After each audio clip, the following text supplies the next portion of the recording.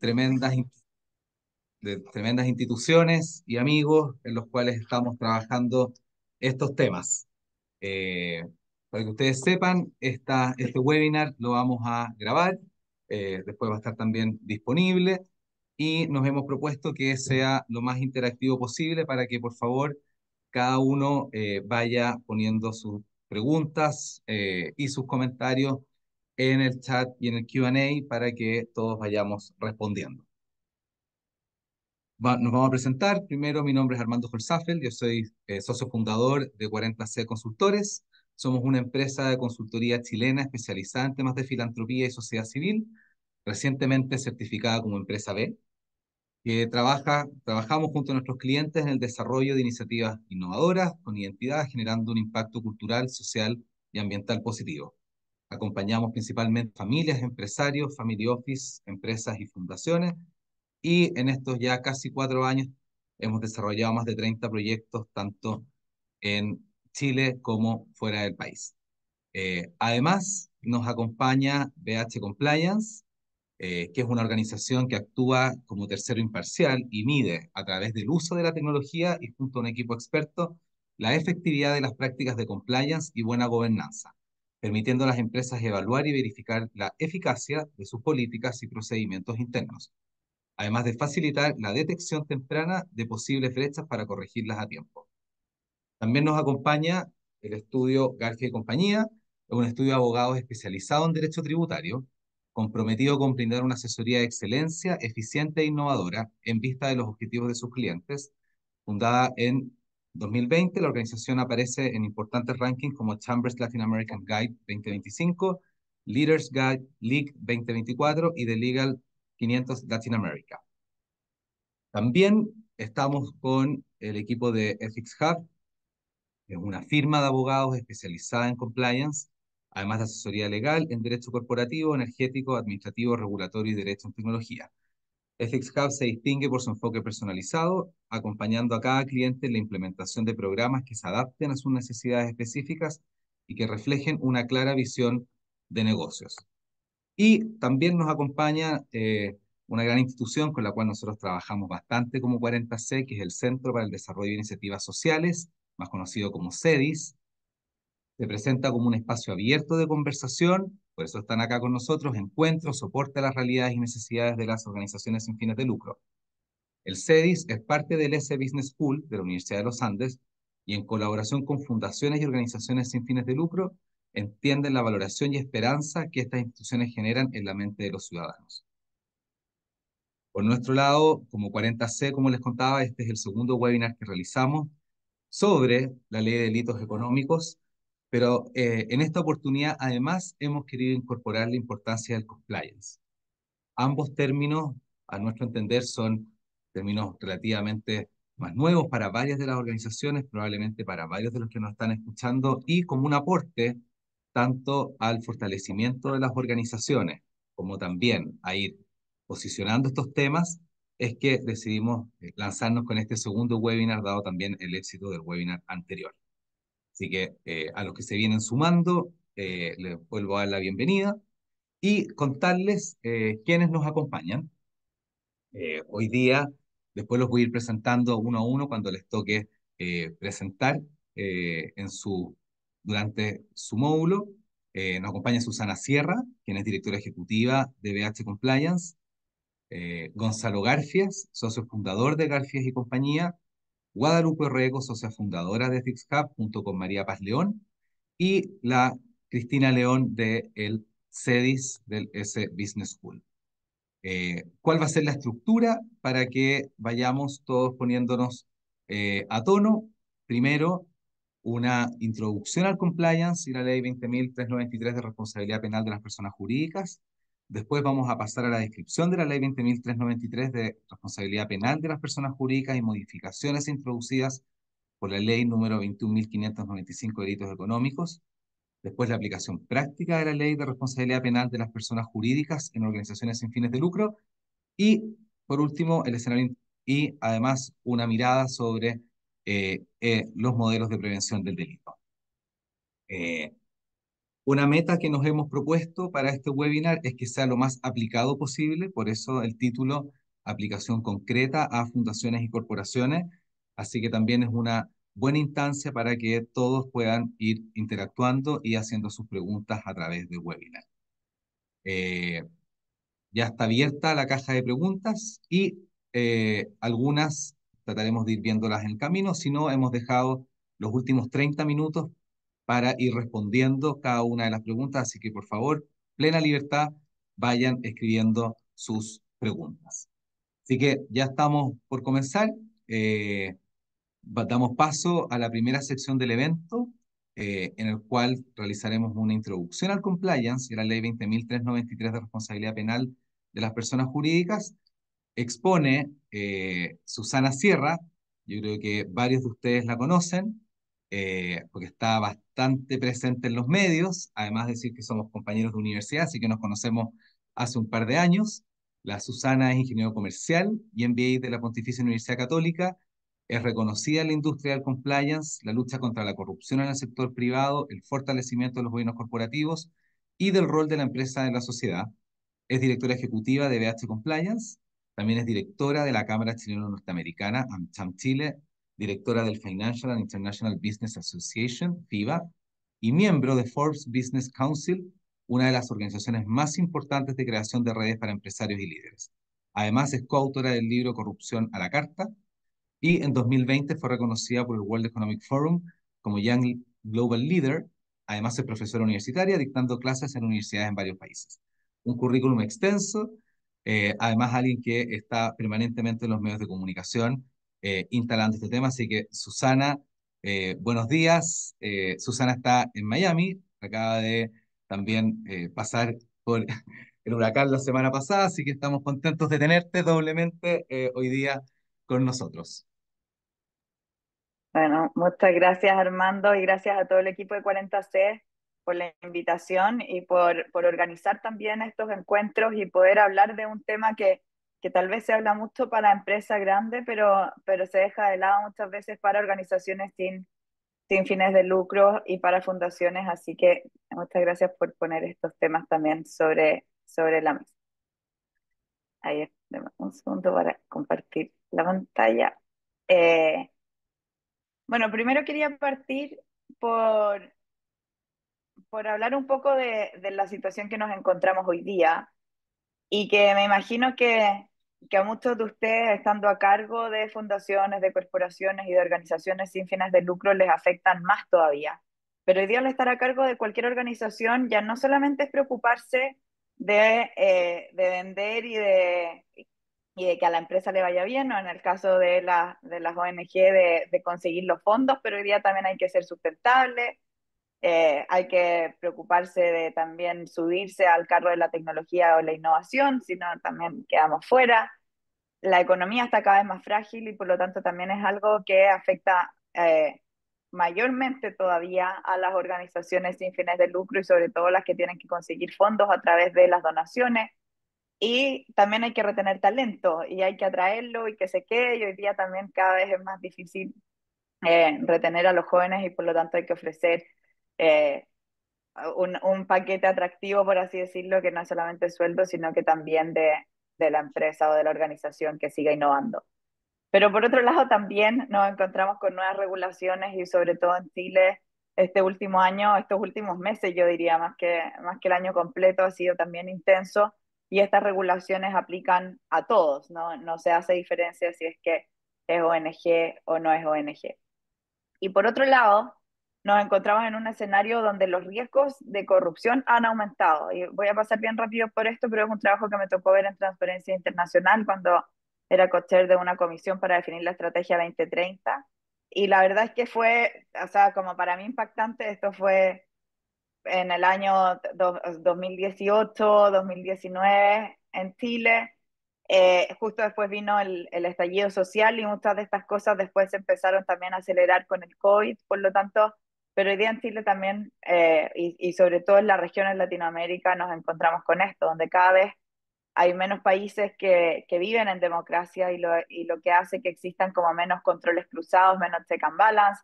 También hay más países que están en estado de conflicto, lo cual también hace que que no existan estos controles cruzados. Generalmente los conflictos también se terminan a través de un líder autócrata o de un dictador, y eso también hace que permee la corrupción.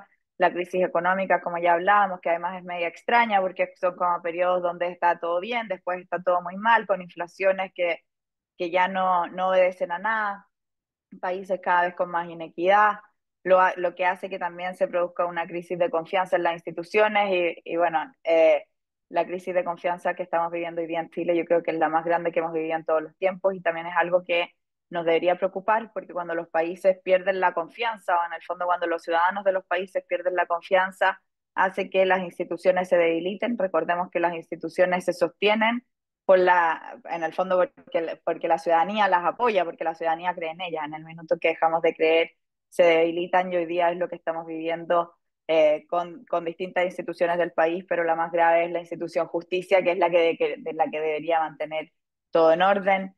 Por otro lado, también el poder que han tomado las empresas tecnológicas, que son más grandes muchas veces que los mismos países, mucho más grandes que el PIB de Chile, las ventas de muchas de ellas y por lo tanto también dependemos de lo que ellas hagan.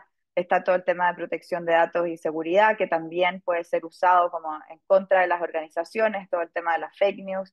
El mundo se encuentra más desglobalizado. ¿Qué quiere decir esto? Que cada vez estas instituciones como la OCDE, como la ONU, que mantenían como el mundo en el fondo como bajo esta estructura, hoy día cada vez menos países les hacen caso o se suman a esto.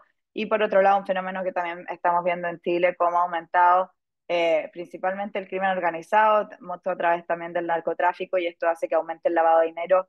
Y este es un punto que después nos vamos a enfocar, pero que es muy crítico también para las fundaciones, porque las organizaciones sin fines de lucro y sobre todo las que están recabando fondos, es muy fácil recibir dinero y que después termine siendo tal vez que sea algún lavado de dinero de un tercero o que tenga mala procedencia. Pero por eso acá los quiero llevar a algo que muchas veces lo digo, pero creo que es muy bueno para entender por qué el compliance. Porque cuando uno ve todas estas leyes, y uno tiende a pensar que estas leyes están hechas como para empresas malas, como para empresas que se portan mal. Pero muchas veces tendemos, y sobre todo en Chile, somos como muy apuntadores con el dedo y muy juzgadores de la que se portó mal y decimos, esa empresa es mala. No quiero dar ningún nombre, pero en el fondo hay muchas veces también con daños muy grandes a su reputación, lo cual está bien porque se portó mal. Pero la mayoría de esas organizaciones y que hoy día vemos los escándalos, más adelante vamos a repasar cómo se aplicaba también la ley de responsabilidad penal de las personas jurídicas en Chile, esas no son empresas que nacieron para hacer el mal.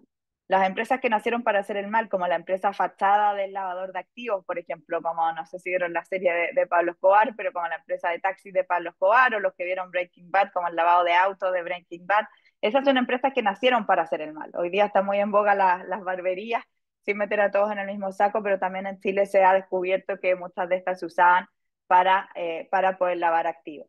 Esas empresas les dan lo mismo la ley. El tema son las empresas buenas.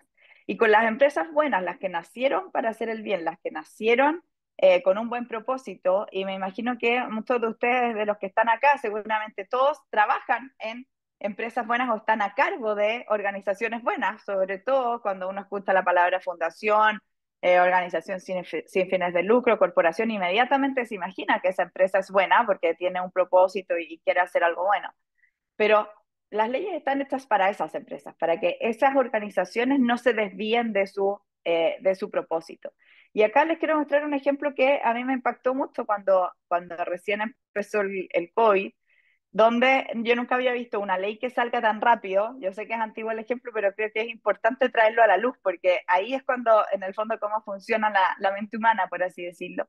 Donde en un minuto, no sé si recuerdan la ley del giro esencial, de que solamente podían operar las empresas que tuvieran giro esencial y tenían los permisos para que los trabajadores se muevan y todas las otras tenían que quedarse en la casa. Bueno, esta ley, yo nunca había visto una ley que salga tan rápido, que se fiscalice tan rápido y que se haga la trampa tan rápido, como este dicho que tenemos en Chile de esta la ley, esta la trampa. Y acá, no sé si se acuerdan, esta ley salió un día en la tarde, el día siguiente en la mañana estaba la subsecretaria con las cámaras de televisión afuera de las empresas, pero acá nos encontramos con empresas buenas que habían cambiado su giro de la noche a la mañana, no sé, una empresa de cortinas que se transformó en farmacéutica, una empresa de retail que usó el giro de guardias de seguridad, donde claramente no era el giro de la empresa, pero así era la desesperación para poder operar. Yo me metí en ese minuto en la página web de muchas de estas empresas como para buscar en el fondo los valores, o sea, todo lo que salía en la página web y salían valores muy bonitos y honestidad, responsabilidad, nos debemos al resto, etcétera. Y cuando uno veía así lo rápido que cambiaron el giro, hasta ahí nomás les llegó al menos la palabra honestidad y en ese sentido, así de fácil es como desviarse incluso del propósito cuando creemos que tenemos la soga al cuello y que tenemos que operar porque si no vamos a quebrar, vamos a dejar a cuánta gente sin trabajo, etcétera. Y acá, por eso les quiero llevar como a una parte, no soy psicóloga, ya lo dijo Armando, soy ingeniero comercial, pero que trabajando muchos años en corrupción me ha llevado a tratar de entender por qué pasan estas cosas. Y primero es importante entender de que las organizaciones están compuestas por personas. Y personas, y sobre todo me imagino que las organizaciones que ustedes dirigen están compuestas por personas que podríamos llamar más buenas todavía, o sea, que están dispuestas a trabajar en una organización sin fin de lucro, en una fundación que efectivamente está haciendo el bien. Pero ¿por qué ocurren estas cosas y por qué nos encontramos con estos delitos? Porque estas personas autojustifican sus acciones también. Y acá creo que es más importante resaltarlo todavía para ustedes, porque se pueden justificar más todavía. O sea, no sé, por ejemplo, estamos recibiendo donaciones para ayudar a los niños quemados, por poner un ejemplo, que es una muy buena causa. Bueno, tal vez que nos cerramos un poco los ojos y no vemos tanto de dónde viene la donación. O sea, es muy fácil caer en esta autojustificación cuando efectivamente el propósito además es muy bueno. Y por lo tanto, y cuando nos encontramos con estas justificaciones de empresas que a veces pagaron el soborno, o de personas en el fondo, más que empresas, de personas que cometieron estos delitos, que se coludieron, que no hicieron el due diligence, que después vamos a entrar como a las áreas riesgosas, por así decirlo, pero efectivamente nos encontramos muchas veces con estas respuestas. ¿Y por qué? Porque somos humanos y nuestro cerebro para protegernos autojustifica también nuestras acciones y terminamos en esto. Y el otro que también creo que es muy importante es el tema de los incentivos. Cuando los incentivos están puestos solo en el resultado final, en el caso de ustedes, no sé, conseguir la donación, conseguir el permiso, bajar los costos, o sea, cuando los incentivos están solamente puestos en la última línea, tendemos a comportarnos distinto para obtenerlos. ¿Por qué me gusta esta foto? Me imagino que muchos de ustedes tienen hijos o conocen a algún niño. No hay ningún niño del mundo que sepa que no se puede copiar en un examen. Cualquier niño que ya fue al colegio o que en el fondo que partió, que tuvo su primera prueba, sabe que no se puede copiar. ¿Quiere decir de que nadie va a copiar? No. Y por eso que tal vez las clases de ética no son tan prácticas como, porque no quiere decir que no sepamos que no se puede hacer. Pero si el incentivo de ese niño está puesto 100% en la nota final y no está puesto en si estudió, en el fondo en lo que hizo para prepararse para ese examen, la probabilidad que ese niño en esa milésima de segundo que está pensando y dice, si es que me va mal, me van a castigar, me voy a quedar sin Nintendo, sin helado, sin amigos, en cambio si me va bien van a estar todos felices. El incentivo de ese niño en ese minuto es 100% de mirar hacia el lado, independiente que sepa que no se puede copiar. Y por eso también es tan importante cómo ponemos los incentivos y que tiene que ver también con estructura organizacional y que muchas veces en organizaciones sin fines de lucro también están puestos los incentivos en conseguir fondos o en reducir los costos o en poder aportar más y también podemos terminar olvidando eso. Y acá, para poder dejar introducido el tema, porque después nos vamos a volver a encontrar donde vamos a hablar sobre la aplicación más práctica del compliance, pero ¿qué pasa? Los países dictan leyes para empujar a que las empresas, a que las organizaciones actúen bien. Y acá un resumen, en el fondo bien cortito, de cómo llega al compliance a Chile, pero llega con la ley de responsabilidad penal de la empresa, de la persona jurídica.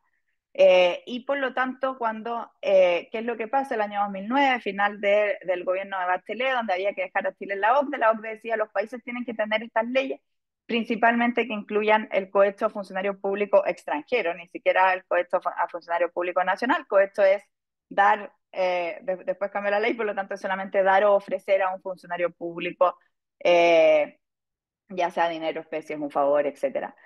Antes se pedía que exista una contraprestación, hoy día no tiene que haber una contraprestación.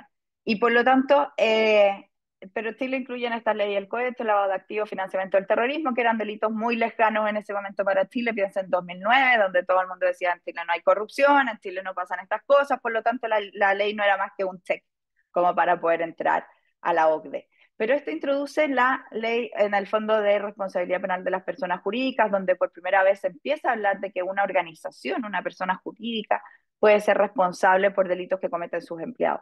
Puede ser responsable si es que no hacen nada para prevenir. Ojo, acá no se trata como de ponerse a rezar y decir, ya, ojalá que nada pase, sino que decir, ¿qué estamos haciendo para prevenir? Y lo que dicen estas leyes en general, porque esto no es un invento chileno, todos los países que están en la OCDE las tienen y también muchos otros que son los que quieren entrar a la OCDE, pero dice, primero se tiene que comprobar que existió un delito, que sea cometido por un ejecutivo de alto nivel o cualquier persona bajo su cargo, y la ley que después ahora la vamos a revisar, esta nueva ley de delitos económicos que potencia esta ley de responsabilidad penal de las personas jurídicas, no solamente que le incluye más de 200 delitos, sino que también dice puede ser también cualquier tercera parte que actúe en nombre de la empresa. Dice que, y las leyes generalmente dice que la empresa se tiene que beneficiar, la nueva ley dice no es necesario que se beneficie, pero si se perjudica, esto no le aplica.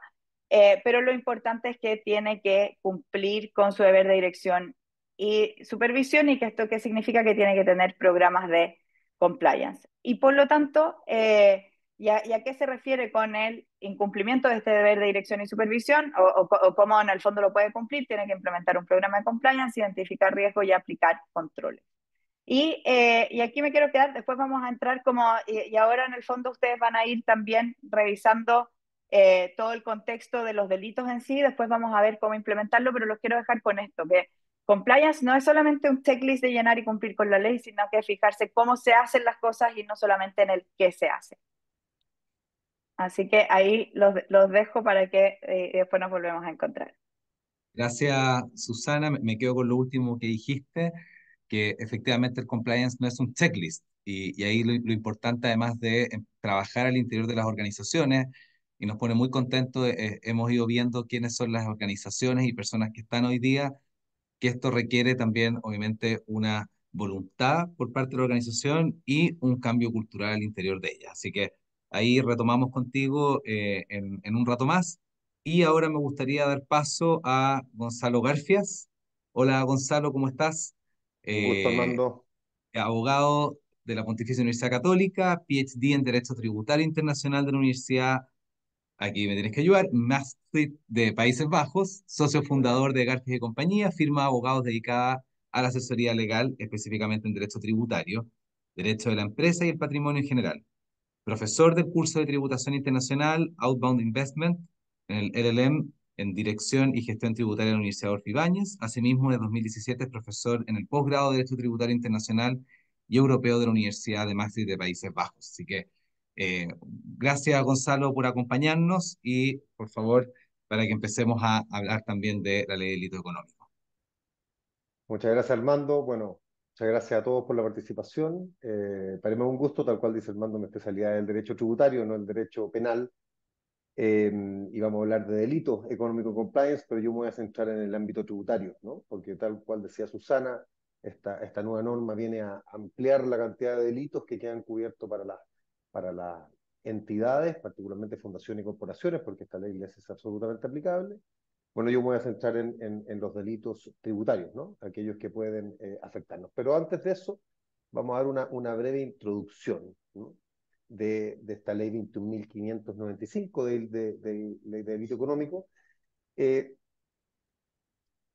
que al final es la normativa que regula los potenciales delitos que pueden afectar a una fundación o corporación, ¿no? Cuando le hablan de empresas, personas jurídicas, entidades, eh, todos estos conceptos al final pueden afectar a las fundaciones o corporaciones. Esta ley 21.595 lo que hizo es que vino a incorporar, tal cual mencionaba Susana, cerca de 200 potenciales delitos que pueden ser cometidos por personas jurídicas, ¿no?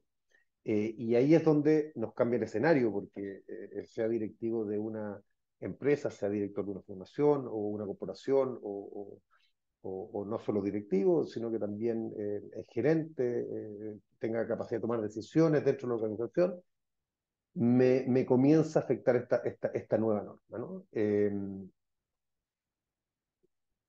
Crea la categoría de delito económico, ¿no? Establece un nuevo régimen de responsabilidad penal más robusto y especial, amplía sustancialmente el número de delitos por lo cual puede responder una persona jurídica, ¿no?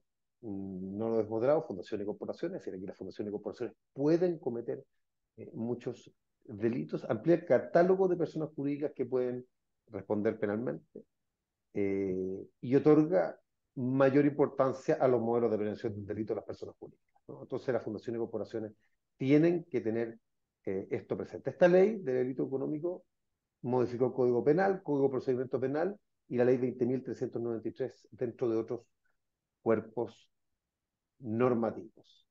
Esta norma modifica aquella que mencionaba Susana del año 2009, que es la Ley sobre Responsabilidad Penal de Personas Jurídicas, la 20.393. Esta ley en el año 2009, cuando fue impulsada ahí por la OCDE, por toda esta presión de ser parte de estas organizaciones internacionales, al final lo que hizo fue el primer paso para establecer en nuestro ordenamiento jurídico normas que permitieran hacer responsables a las personas jurídicas, ¿no? Que no solo los individuos, personas naturales, pueden cometer un delito, sino que las instituciones también. Desde ahí que les empieza a aplicar a ustedes y a todos, y desde ahí en adelante es en donde parte la preocupación dentro de la administración o directivos de las empresas, personas jurídicas y fundaciones y corporaciones. Eh, la atribución de responsabilidad para personas jurídicas, eh, lo primero es que el delito tiene que ser perpetrado dentro de su actividad, ¿no? Eso es lo fundamental. Por o con la intervención de alguna persona natural, obviamente, que ocupe un cargo, función o posición en ella, es decir, no solamente aplica al directorio, aplica ejecutivo, aplica una persona que pueda estar tomando decisiones por la corporación y fundación, o, ojo aquí, una persona que le preste servicios gestionando asuntos suyos ante terceros con o sin representación. Es decir, no es una persona a la cual yo le doy un poder para que represente a la fundación con derecho de representación. Alguien que está prestando servicios y está gestionando asuntos suyos, sea con o sin representación, también puede llevar a ser responsable a la fundación o corporación de un delito. Y tres, siempre que la perpetración del delito se vea favorecida o facilitada por la falta de implementación efectiva de un modelo adecuado de prevención del delito. Cuando Susana habla de compliance, que esto es cumplimiento, ¿no? Due diligence, debida diligencia, es decir, esos conceptos anglosajones están aquí, parten por esto. Esto es lo más práctico de todo esto que estamos viendo es que requieren las corporaciones y fundaciones tener un modelo adecuado de prevención del delito.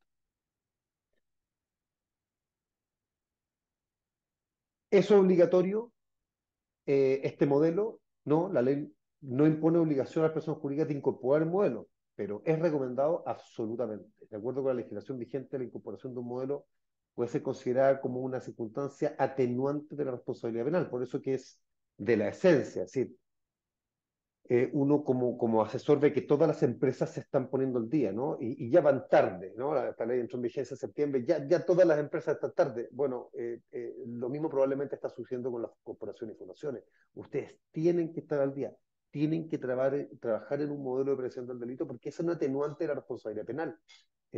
Incluso puede funcionar como un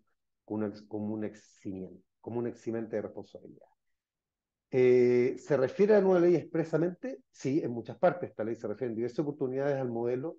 Sustituye, por ejemplo, en el artículo 3 de la Ley de Responsabilidad Penal de Personas Jurídicas, agregando como presupuesto para la atribución de responsabilidad penal que la perpetración del hecho delictual se vea favorecida o facilitada por la falta de implementación efectiva de un modelo adecuado. Es decir, si es que no tengo un modelo, estoy facilitando el potencial eh, generación de un hecho delictual. No porque todos seamos malos, como decía Susana, sino porque de repente está la oportunidad ahí y en el bien que hacen ustedes como corporaciones, fundaciones sin fines de lucro, fácilmente se puede caer en este tema. ¿Cuáles son las sanciones que impone esta normativa de manera genérica a las personas jurídicas, a la fundación y corporación?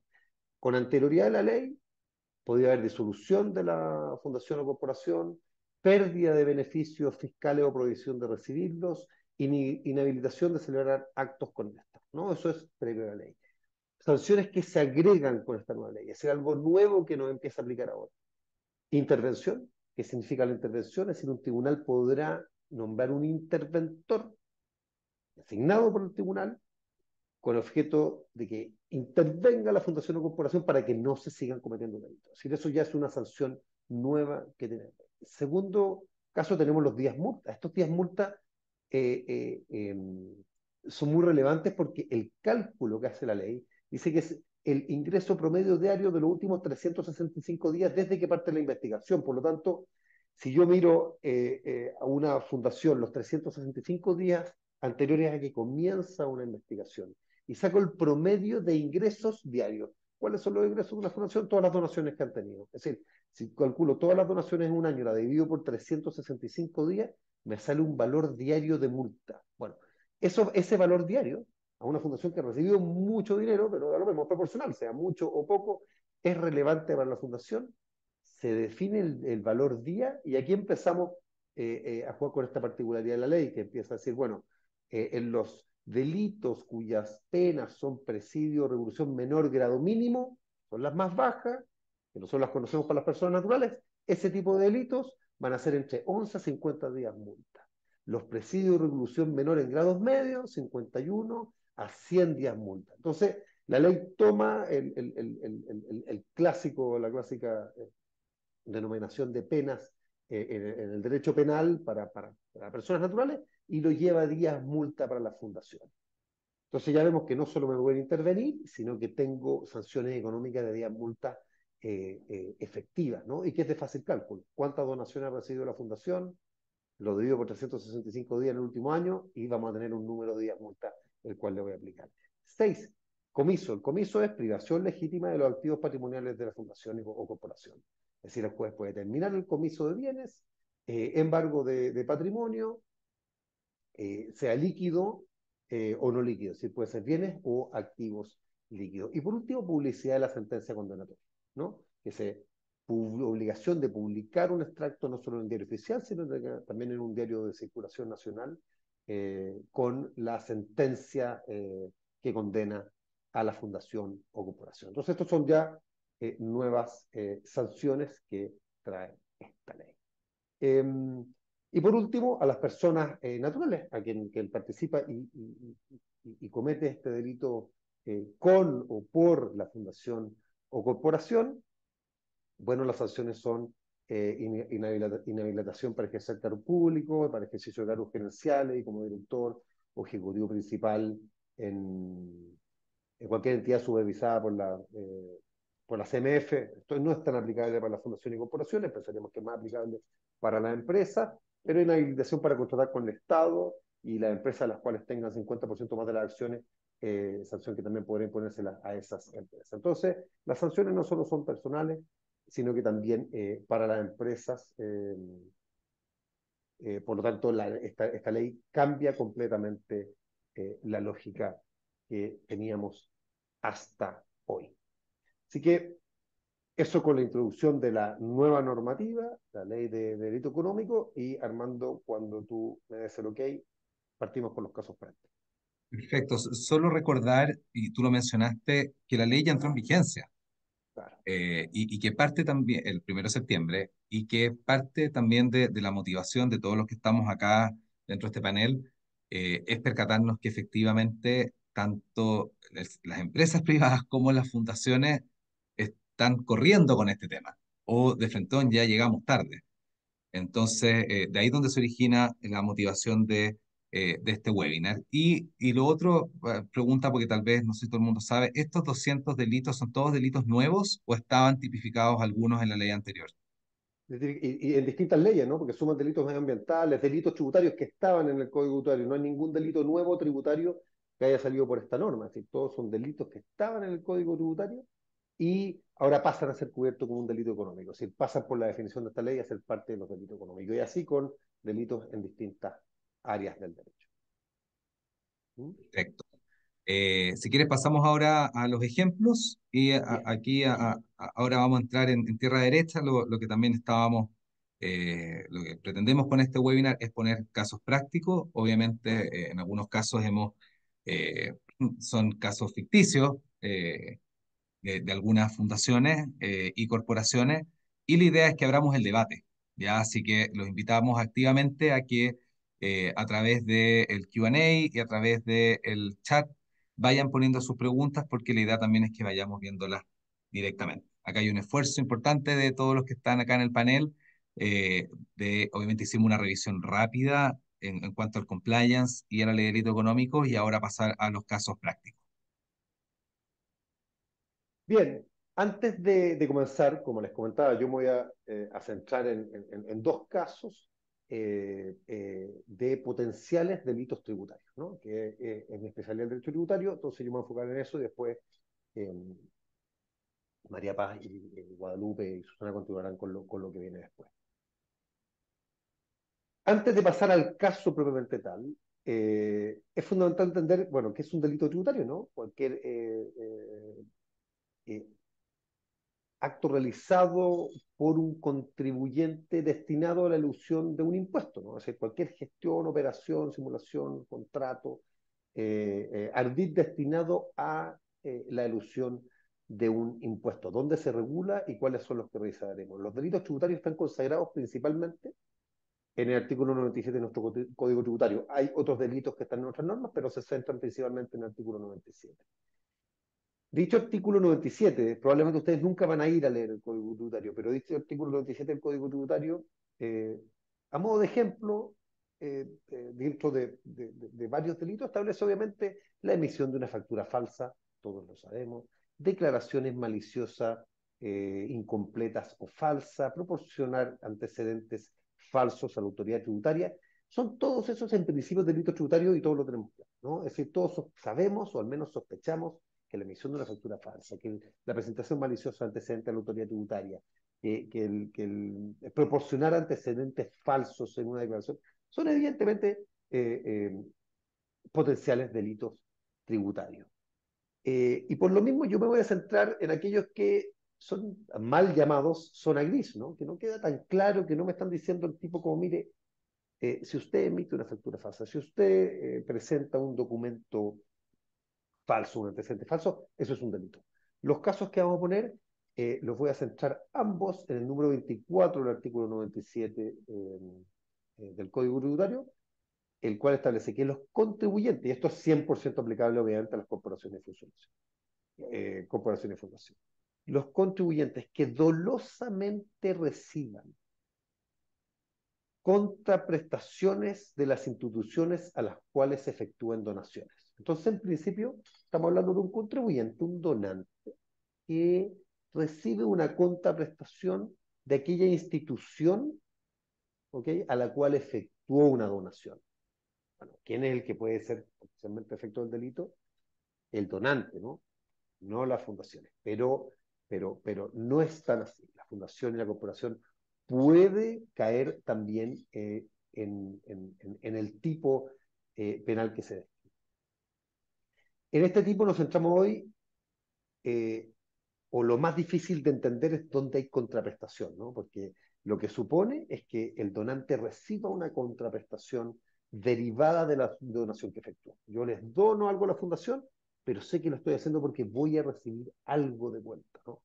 Esta contraprestación está definida y significa, dice, cuando en el lapso que media entre los 6 meses anteriores de la donación y los 24 meses siguientes, el donatario entregue o se obliga a entregar una suma de dinero o especies, eso sería efectivo, ¿no? Que el donante recibe de vuelta del donatario una suma de dinero o un bien, o preste, ojo con esto, o preste o se obliga a prestar servicios, cualquiera de ellos evaluado a una suma superior al 10% del monto donado o a 15 UTM. Entonces, tenemos definido claramente qué significa una contraprestación y veremos que no es tan difícil que casos que suceden habitualmente puedan caer en esa definición. Eh, y lo más importante que es para caer en un delito tributario, tiene que ser una donación que tuvo un beneficio tributario, ¿no? ¿Y cuáles son los beneficios tributarios asociados a las donaciones? De manera genérica, porque tenemos varias leyes que regulan los beneficios tributarios asociados a las donaciones, tenemos que cualquier donación, o en general las donaciones que están reguladas por estas leyes especiales que se efectúan a fundaciones, no están afectos al impuesto de donación. Ya es un primer beneficio, porque cualquier donación, si yo decido donarle a un hermano mío algo, esa transacción está afecta a un impuesto de donación. Es más, si le dono a un hijo, esa transacción está afecta a un impuesto de donación. Le dono a una fundación que está regulada por alguna ley que me otorga un beneficio tributario, esa donación está exenta del impuesto de donación. Primer beneficio. Si no tengo beneficio, no tengo delito. Tengo que tener un beneficio tributario. Uno. La donación está liberada del trámite de insinuación. No tengo que ir al tribunal, pedir autorización al juez que me permita donar, ni demostrarle que yo con esta donación no voy a tener bienes suficientes como para poder continuar sustentando mi vida, digamos. Por lo tanto, me eximo de ese requisito fundamental que me establece la ley para cualquier proceso de donación. Ya no tengo que pedir la autorización al juez, solamente dono.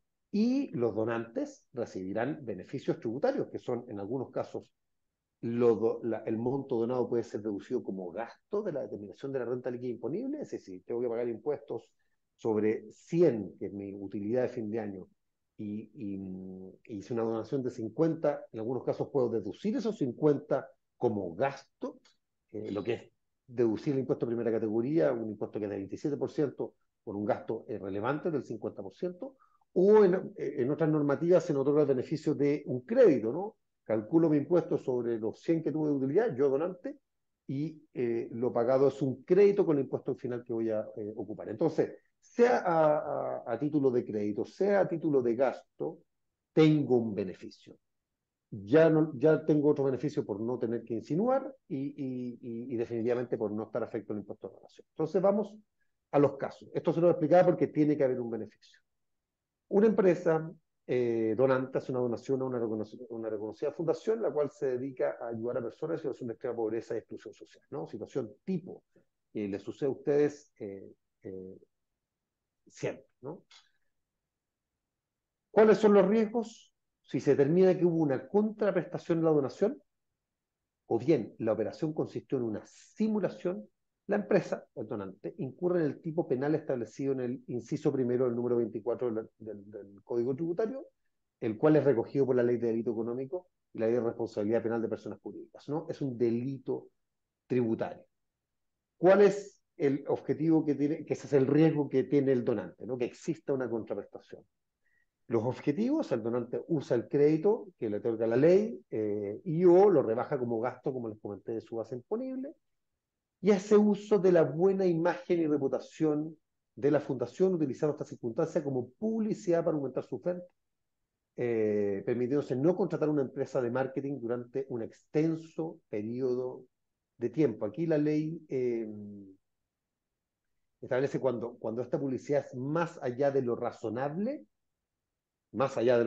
porque es razonable si yo dono una pequeña eh, valor de imagen por esa donación, eso está correcto, es lo aceptado, pero cuando va por sobre eh,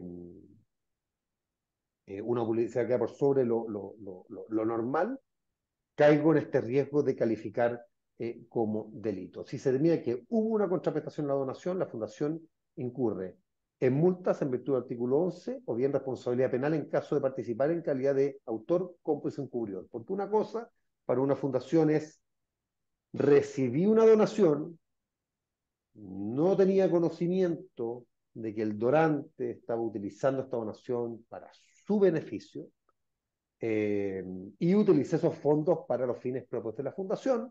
Bueno, eso me exige, lo que decía Susana, tener compliance, tener cumplimiento, tener fiscalización interna. Eh, es distinto a que yo soy cómplice, es decir, estamos contestes con el donante para que se efectúe esta donación, el donante salga beneficiado por un marketing absolutamente desproporcionado. eh, eso podría trasladar a que el delito ya no sea solamente del donante, sino que también de la fundación. Entonces, el principio del riesgo penal más evidente es para el donante. Sin embargo, la fundación puede ser sancionada por el hecho de dar un servicio, porque estaría dando un servicio de publicidad más allá de lo razonable.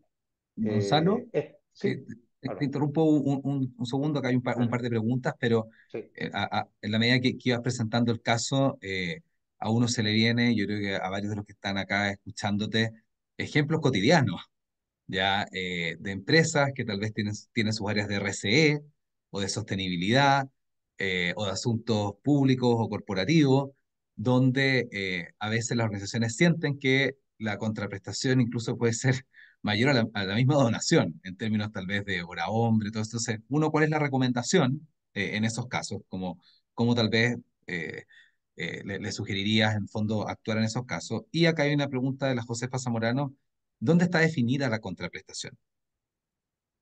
Vale, entonces la recomendación creo que es clara, que es la que dice esta ley, manual de prevención del delito, ¿no? Porque esa va a ser la atenuante que existe si es que efectivamente se configura el delito. Yo no soy abogado penalista, por lo tanto no le voy a hablar del detalle fino de si se configura o no el delito con esta situación. De que el riesgo está y cae en la definición del tipo, no tengo ninguna duda, ¿no? Entonces, si un tribunal termina considerando que esto es un delito, la fundación, si es que no tiene un manual para prevención del delito, está en problemas, ¿no? El manual te podría permitir atenuar la pena o incluso eximirte como lo expliqué anteriormente. Y esto es cumplimiento, esto es fiscalización, esto es preocuparse de que estas cosas no sucedan. Es decir, ustedes tienen que entender que la fundación recibe esto y tiene que ser absolutamente independiente y evitar a toda costa que esto traiga un beneficio directo al, eh, al donante, ¿no? Y la otra pregunta, Armando, ¿cuál era? Era, ¿dónde están las contraprestaciones? ¿Dónde están definidas? Claro, es que esa ¿Qué se contraprestación es lo que yo le decía, ¿Quién las claro, define y dónde están esa contraprestación definidas? está en el Código Tributario, ¿no?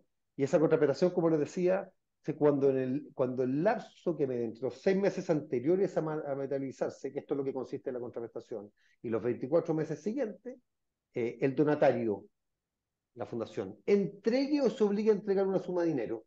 Esa es la primera contraprestación al donante, o preste, aquí con el marketing hay una prestación de servicios. Eso, esto es, efectivamente aquí es donde yo digo, esto no es complejo que se considere de esa manera. Preste o se obligue a prestar servicio en cualquiera de ellos evaluado a una suma superior al 10% del monto donado. Y eso está en el Código Tributario. Entonces, cuando un tribunal, tomando en consideración esta ley, en un caso como el que está expuesto, considere que se configura el delito, es donde el manual de prevención es absolutamente fundamental, Perfecto. ¿no? Gracias. Vamos al segundo caso. Esto es compliance absolutamente puro, ¿no? Cumplimiento, due diligence, de guía de diligencia, que es la responsabilidad que tiene que hacer es una responsabilidad de la fundación hacerlo, como de cualquier empresa. Vamos con un caso 2, grupo económico, se estructura, entre otros, a través de sociedades operativas en Chile, sociedades en el exterior, sociedades de inversión en Chile, sociedades en el exterior. Clásica definición de un grupo económico que tiene inversiones, digamos, diversas, tanto en Chile como en el extranjero. Decide efectuar una donación a una fundación en Chile con el objetivo de que los fondos se destinen a la creación de un endowment.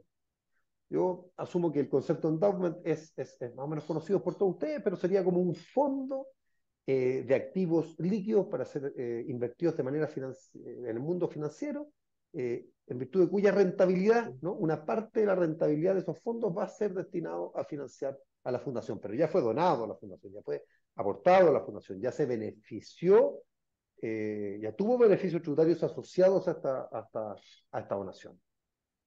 Entonces se dona a este endowment utilizando la renta anual para los objetivos de la fundación. El banco y el banquero que gestionará estos activos son los mismos que gestionan las inversiones del grupo. Aprovecho que el grupo que pasa al donar este endowment, se aprovecha que el banco considera que las inversiones propias del grupo económico y la fundación forman parte del mismo grupo económico, otorgándole mejores tasas, ¿no? Porque si un banco, sea chileno o extranjero, que tiene no solo los activos financieros del grupo, sino que también los de la fundación, lo va a ver para todos los efectos como de un mismo titular, ¿no? De un mismo grupo económico. Eh, si se determina que hubo una contraprestación en la donación, o bien la operación consistió en una simulación, la empresa incurre en el tipo penal establecido en el inicio primero número 24, lo mismo que hablamos en el caso anterior. Si se determina que la fundación utilizó la donación para un fin distinto al que corresponde según sus estatutos, por ejemplo, dar en prenda esos activos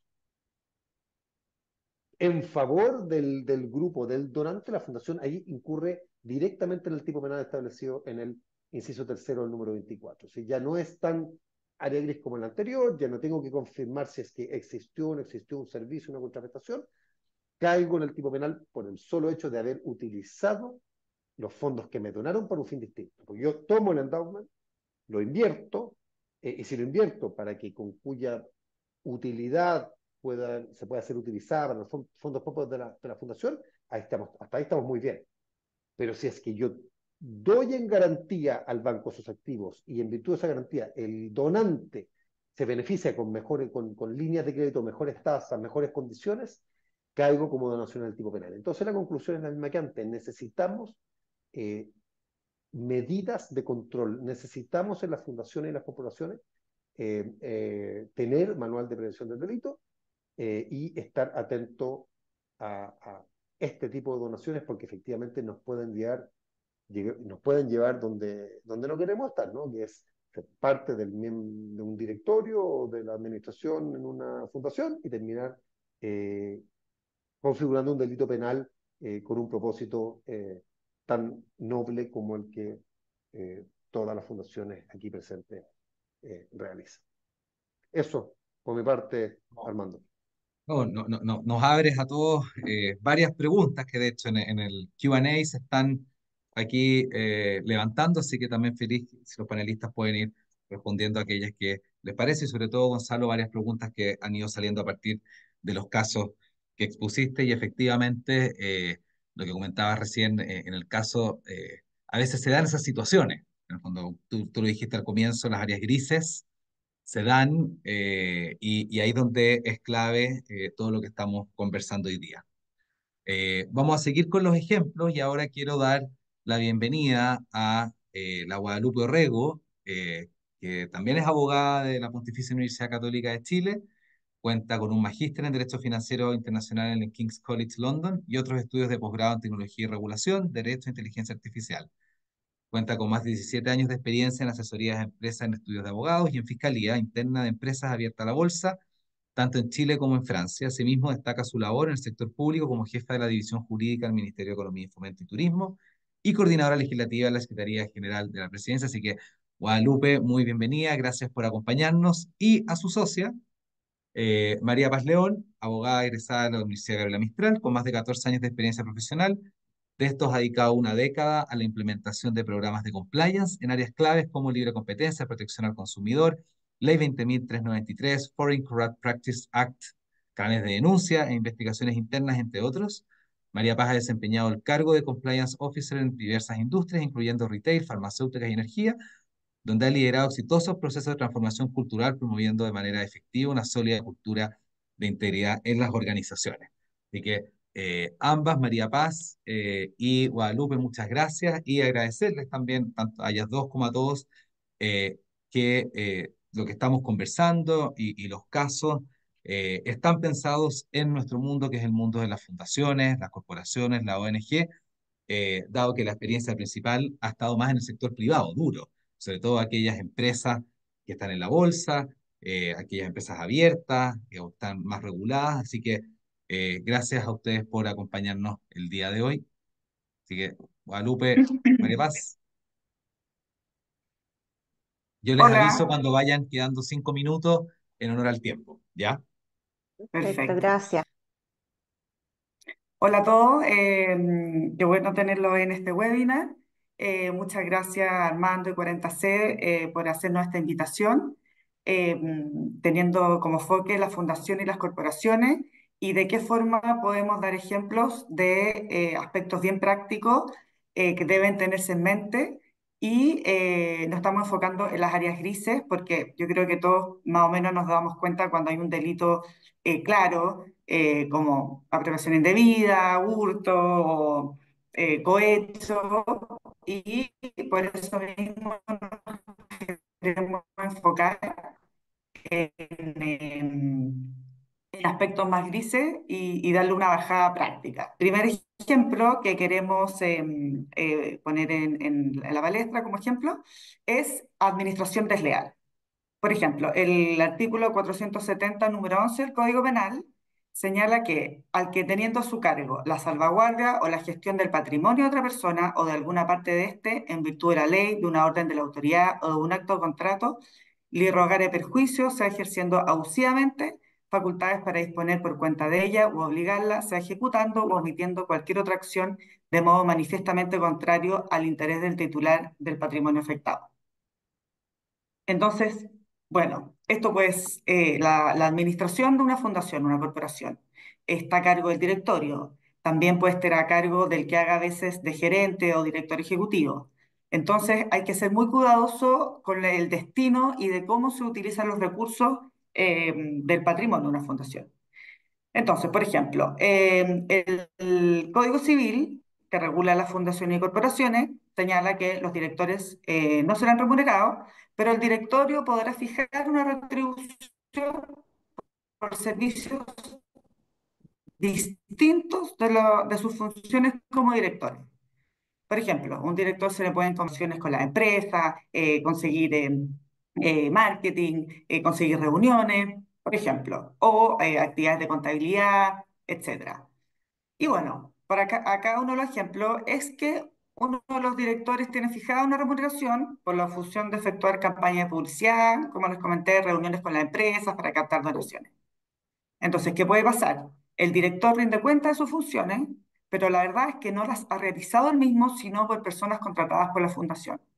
Entonces, esto podría ser una administración desleal del director y eventualmente de los restantes directores si es que hubieran sabido.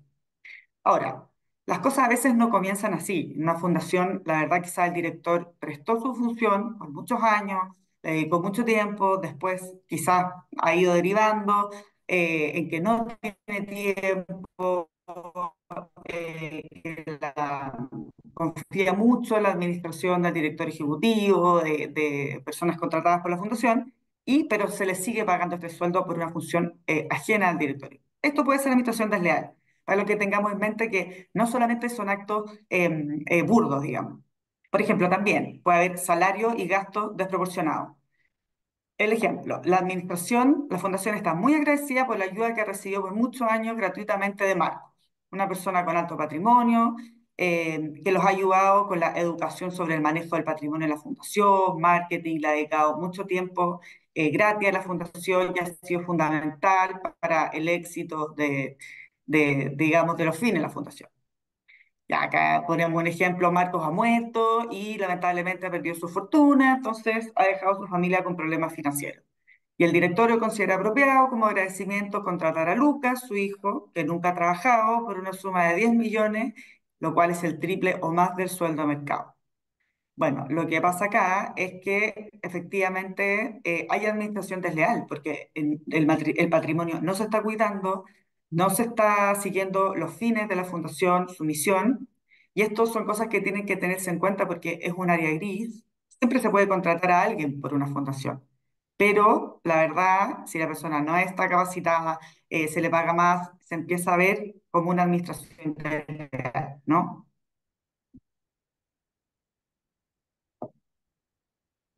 Luego tenemos apropiación indebida del artículo 70, el número 1 del Código Penal. Señala que a los que en cualquier otra cosa mueble que hubieran recibido en depósito, obligación de entregarla o devolverla.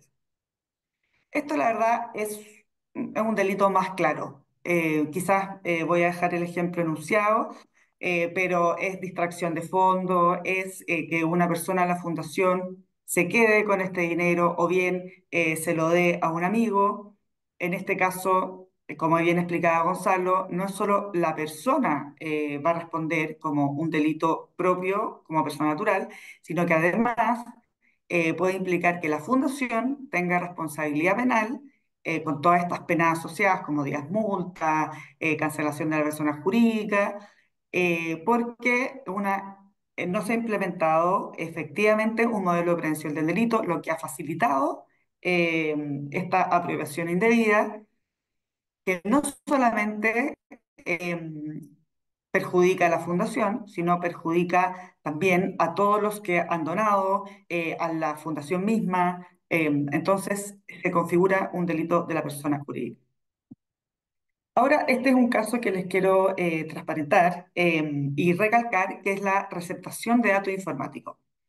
Este delito está en el artículo sexto de la Ley de Datos Informáticos, la Ley 21.459, que se dictó el año 2022 esta ley.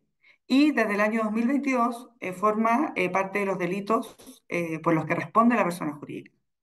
Sin embargo, es relativamente reciente y no creo que haya tanta conciencia de que es un delito por el cual la persona jurídica puede responder. Dice así el artículo: el que conociendo su origen o no pudiendo menos que conocerlo, comercialice, transfiera o almacene con el mismo objeto u otro fin ilícito a cualquier título datos informáticos provenientes de la realización de conductas descritas en los artículos segundo, acceso ilícito, interceptación ilícita y falsificación, bueno, sufrirá la pena asignada a respectivos delitos, rebajada en un grado. Este es un delito económico de segunda categoría. Ahí tengo anunciado, digamos, que es el artículo 2, número 20 de la ley 21.595. El ejemplo es: antes de unirse a Corazones Unidos, Lucas había trabajado como asistente en otra fundación llamada Futuro Brillante. Ya, durante el tiempo que estuvo allí, tuvo acceso a una base de datos que contenía información de todos los donantes, tanto empresas como personas naturales, y que podrían ser utilizados para futuras campañas de recaudación. Bueno, antes de dejar Futuro Brillante, Lucas decide acceder a un computador de la organización y copia la base de datos en un USB antes de irse, pensando que eso puede ayudar a tantos beneficiarios de la nueva fundación donde se va a ir a trabajar. Y puede tener realmente, digamos, una actitud correcta. En su interior él piensa que está muy contento porque puede ayudar a captar donaciones para su próximo trabajo en Futuro Brillante. Bueno, esto es receptación de bases de datos. Una vez que Lucas empieza a trabajar en Corazones Unidos, su nuevo trabajo en una nueva fundación, le entrega la base de datos a la fundación, la cual la almacena para futuras campañas.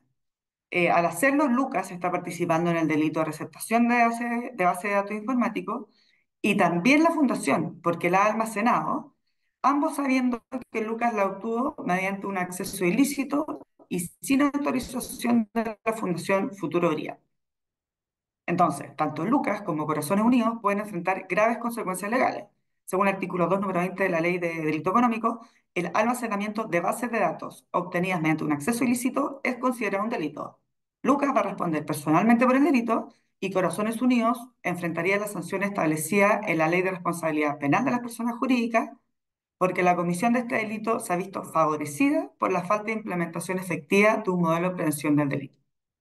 Entonces, lo primero es detectar el riesgo, ¿no? Acá hay un riesgo, se tiene que saber que existe el delito, que existe un riesgo, que es parte de la actividad de una fundación, que no se implementó un modelo de prevención del delito, que se enfocara en esto, que efectivamente es una actividad de las fundaciones, no es algo extraño, no es algo ajeno, y debe tenerse en cuenta esto.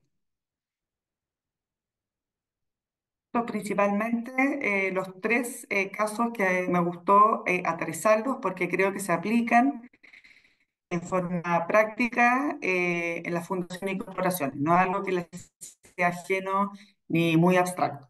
Entonces, espero que sea de utilidad, digamos.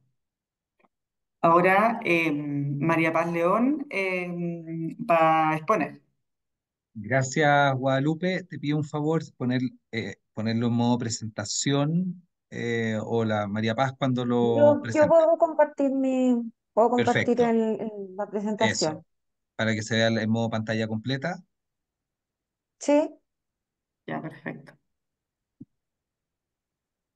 Entonces, la Guadalupe puede dejar de compartir y yo comparto. Ahí sí. Ya.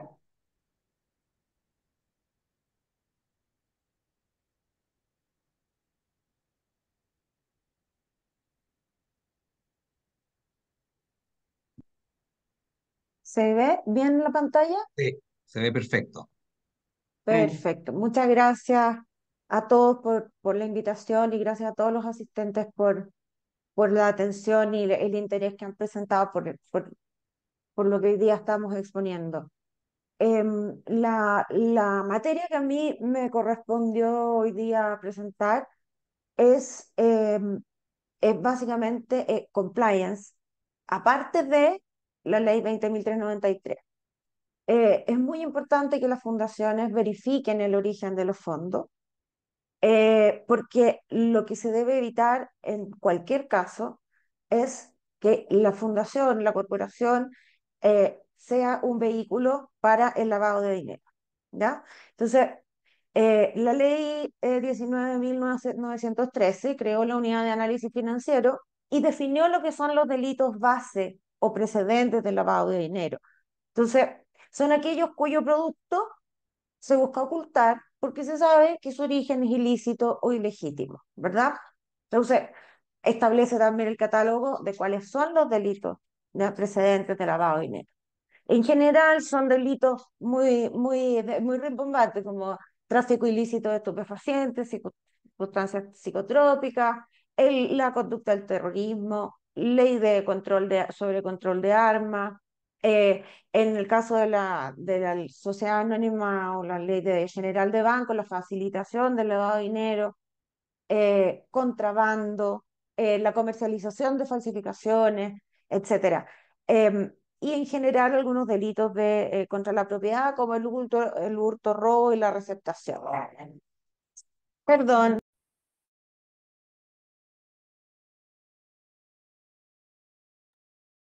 Entonces, las fundaciones y organizaciones sin fines de lucro en general debieran comportarse o debieran tener un modelo de gobernanza que ponga a disposición buenas prácticas de prevención del lavado de dinero. O sea, lo principal, y para no, digamos, hacer como una lectura de todas las buenas prácticas, porque les vamos a dejar la presentación, es que la fundación tenga un cuidado razonable respecto de aquellos terceros con los que va a celebrar convenios. Por ejemplo, entonces, en general, debería tener una buena práctica de due diligence, entender con quiénes está tratando, quiénes son las otras personas que están en el convenio. Em, por ejemplo, identificar a los PEP, a las personas políticamente expuestas, hacer búsqueda en las listas de sanciones de la OFAC. Son cosas que a lo mejor pueden ser muy complejas de realizar con todos los donantes o con todos los beneficiarios, pero sí se puede identificar quiénes son mis grandes donantes y de esa forma poder aterrizar un poco estos controles y hacer algún tipo de verificación, ¿ya? Tener informes anuales de transparencia, es decir, que los directores vayan periódicamente entendiendo con quiénes se celebran convenios y obviamente cómo se han ido utilizando los dineros, de manera que puedan y que se les permita cumplir con su rol de cuidado y dirección en la fundación. Política de donaciones clara, canal abierto para consultas y también, ¿por qué no?, denuncias. En definitiva, la idea es que los donantes, beneficiarios o cualquier persona pueda razonablemente y con tranquilidad exponer alguna inquietud que tenga respecto de la fundación o corporación.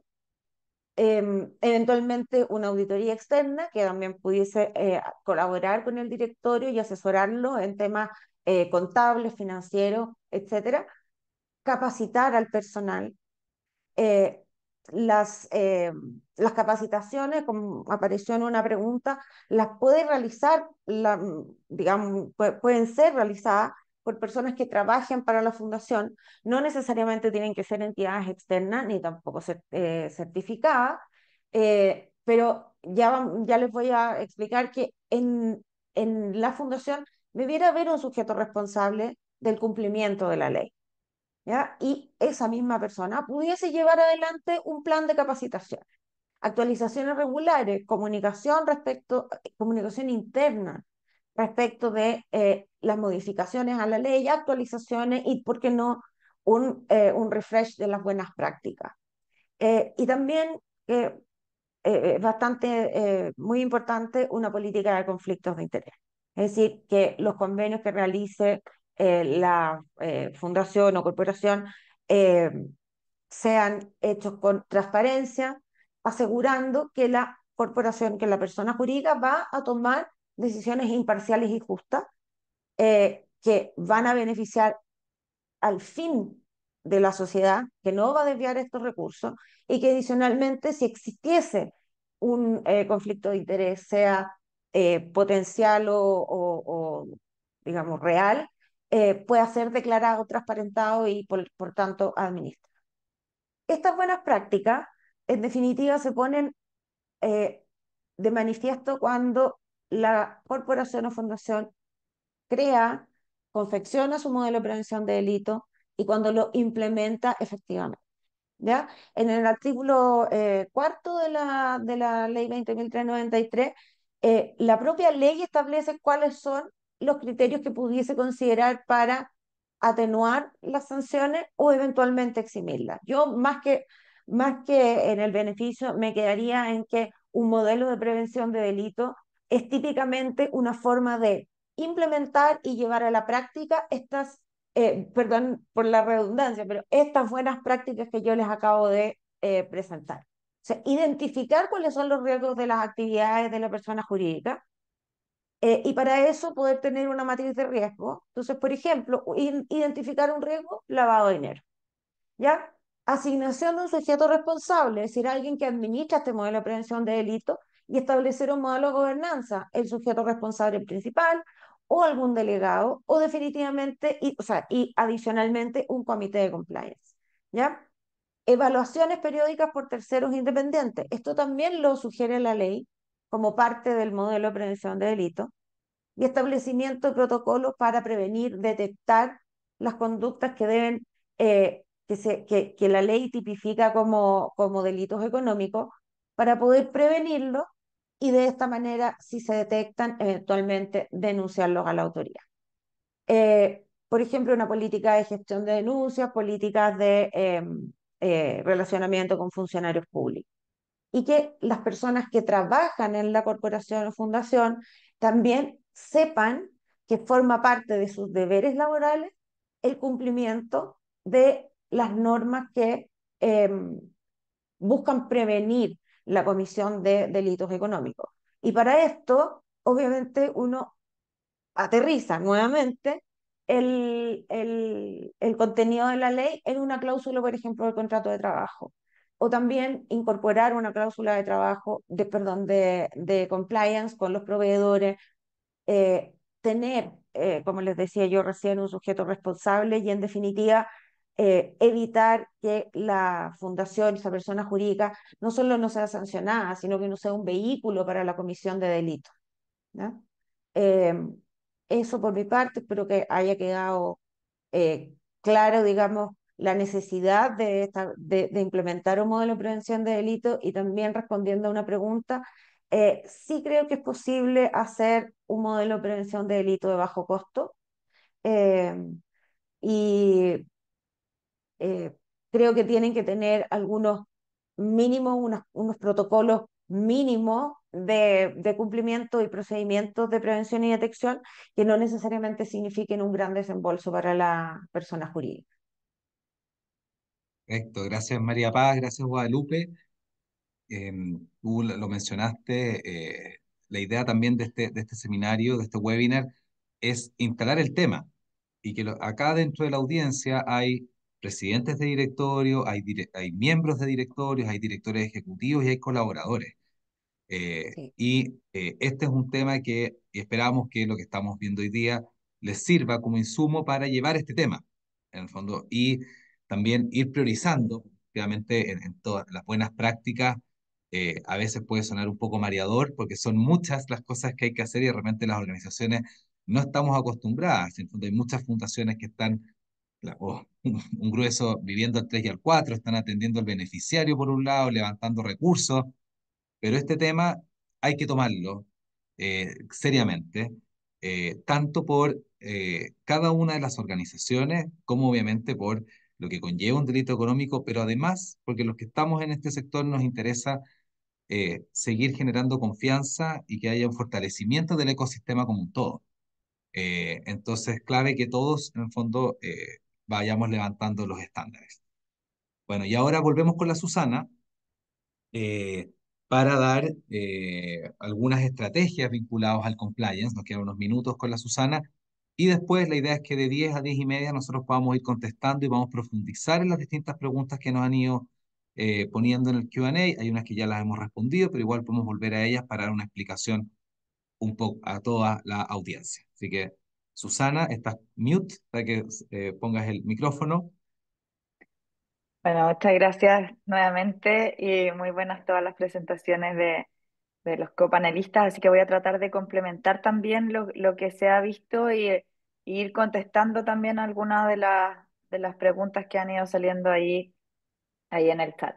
Pero bueno, como habíamos quedado, compliance es centrarse en el cómo se hacen las cosas, no solo en el qué se hace, no se necesita en el fondo, o sea, no es como ya check, listo, o llenarse de papeles o llenarse de procedimientos.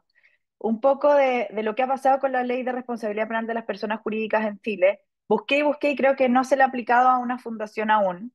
Eso no quiere decir que no hayan ocurrido delitos con las fundaciones. Y recuerden que ahora estamos full con el caso convenios, o sea, ya han habido otras que han estado cuestionadas por transparencia, pero recordemos que también tenemos un ministerio público que tiene capacidad acotada y generalmente lo que se decide es ir como al más grande o donde más pueda obtener, más allá que ir a aplastar a una fundación con el pie. Pero eso no quiere decir que las fundaciones no tienen que tener modelos de prevención de delitos, como hablaba María Paz, o en el fondo modelos de compliance.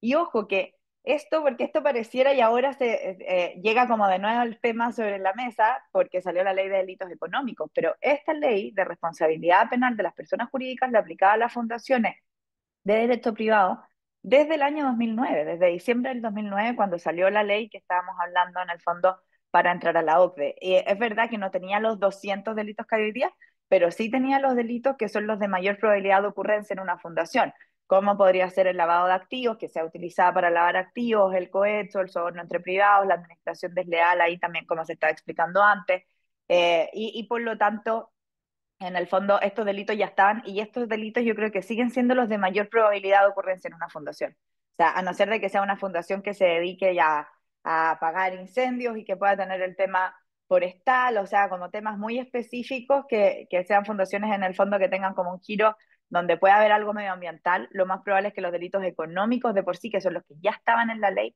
son los que les van a, en el fondo, los que tienen mayor probabilidad de ocurrencia. Pero les dejo esta imagen porque es interesante en el fondo las empresas que han sido formalizadas por responsabilidad penal de las personas jurídicas, algunas saliendo bien y otras no, pero ¿qué es lo interesante de estos casos? Y en el fondo en este caso de empresas, pero creo que también se da para fundaciones, o sea, y igual, porque alguien ahí preguntaba, decía, bueno, pero si nosotros no recibimos donaciones, no tenemos riesgo. No, no se engañen con eso. Las empresas tampoco reciben donaciones y estas leyes están hechas principalmente para empresas que operan vendiendo un producto o un servicio. Generalmente, ¿cómo es la forma que se ejecutan estos delitos y que tiene que ver un poco con, también con estas áreas grises que hablaba Guadalupe o en el fondo de cómo puede ocurrir? Primero, y para que tengan en cuenta las áreas más riesgosas, las salidas de caja. En el fondo, ¿y a qué me refiero a salidas de caja? Facturas falsas de proveedores. En la mayoría de estos casos, o sea, recordemos el caso Penta, el caso Sokimit, al final, ¿qué pasaba? Para sacar plata de la empresa, que puede ser para hacer la piscina del gerente, o puede ser para o comprar la casa en la playa, o puede ser para pagar un soborno. Pero efectivamente es muy usado que para sacar plata de la empresa existan estas facturas falsas. ¿Y a qué nos referimos con facturas falsas? Como muy bien explicaba Gonzalo, en el fondo que se recibe, se hace una factura, pero no existe la contraprestación por el otro lado. Después también pueden existir esto a través de la contratación de personal. Y hay un caso que no está tan lejano, pero veamos el caso de la Universidad de San Sebastián con un sueldo fuera de mercado, que es parecido a estas áreas grises, a los ejemplos que también contaba Guadalupe, o todo lo que pasó con las corporaciones municipales, donde en muchos casos se declaraba que efectivamente se declaraba gente que no prestaba el servicio, o que le pagaban mucho más y después devolvía una tajadita, o el tema de las horas extra, o sea, a través del recurso humano, y ojo que en una fundación más aún, porque en el fondo no se puede sacar la plata, o no se va a sacar la plata a través de un accionista, a través de un socio que la saque. Por lo tanto, para sacar esta plata, ¿cómo la sacamos? A través de proveedores y la sacamos a través del pago de sueldo. Y también en el fondo de regalos, acá el caso ese de contratación de personal de los casos que fueron formalizados por personas jurídicas es el de la Universidad del Mar. ¿Se acuerdan cuando contrató al sobrino del presidente de la Comisión de Acreditación? Y acá, y en Chile, que somos bien legalistas, entonces como que estas platas así que salen generalmente quedan documentadas. ¿Y por qué en el fondo tenemos toda esta evidencia? Porque el balance finalmente debe cuadrar. Y hice este cuadro donde están las áreas que yo encuentro que son las más riesgosas. O sea, son riesgosas en general, pero que creo que en una ONG son más riesgosas aún. Y por eso es lo que hablábamos, toda adquisición, compra, toda plata que salga, tiene que ser muy bien resguardada, y ahí en el fondo no está solo el delito tributario, también ojo que puede ser fraude, o sea, pueden ser muchas cosas, pero efectivamente si estamos sacando plata nos tenemos que cuidar muy bien de a dónde está saliendo. Lo que hablábamos también del recurso humano, las contrataciones, las indemnizaciones, las horas extra, o sea, preocuparse muy bien. Y ojo, porque el ejemplo que contaba Guadalupe del sueldo en el fondo de este fuera de mercado, del sobrino, esto se da mucho más de lo que pensamos. ¿Y por qué? Porque generalmente en la fundación es como que estamos en familia. Entonces todos nos conocemos, todos estamos bien, o yo me estoy esforzando tanto, se lo merece.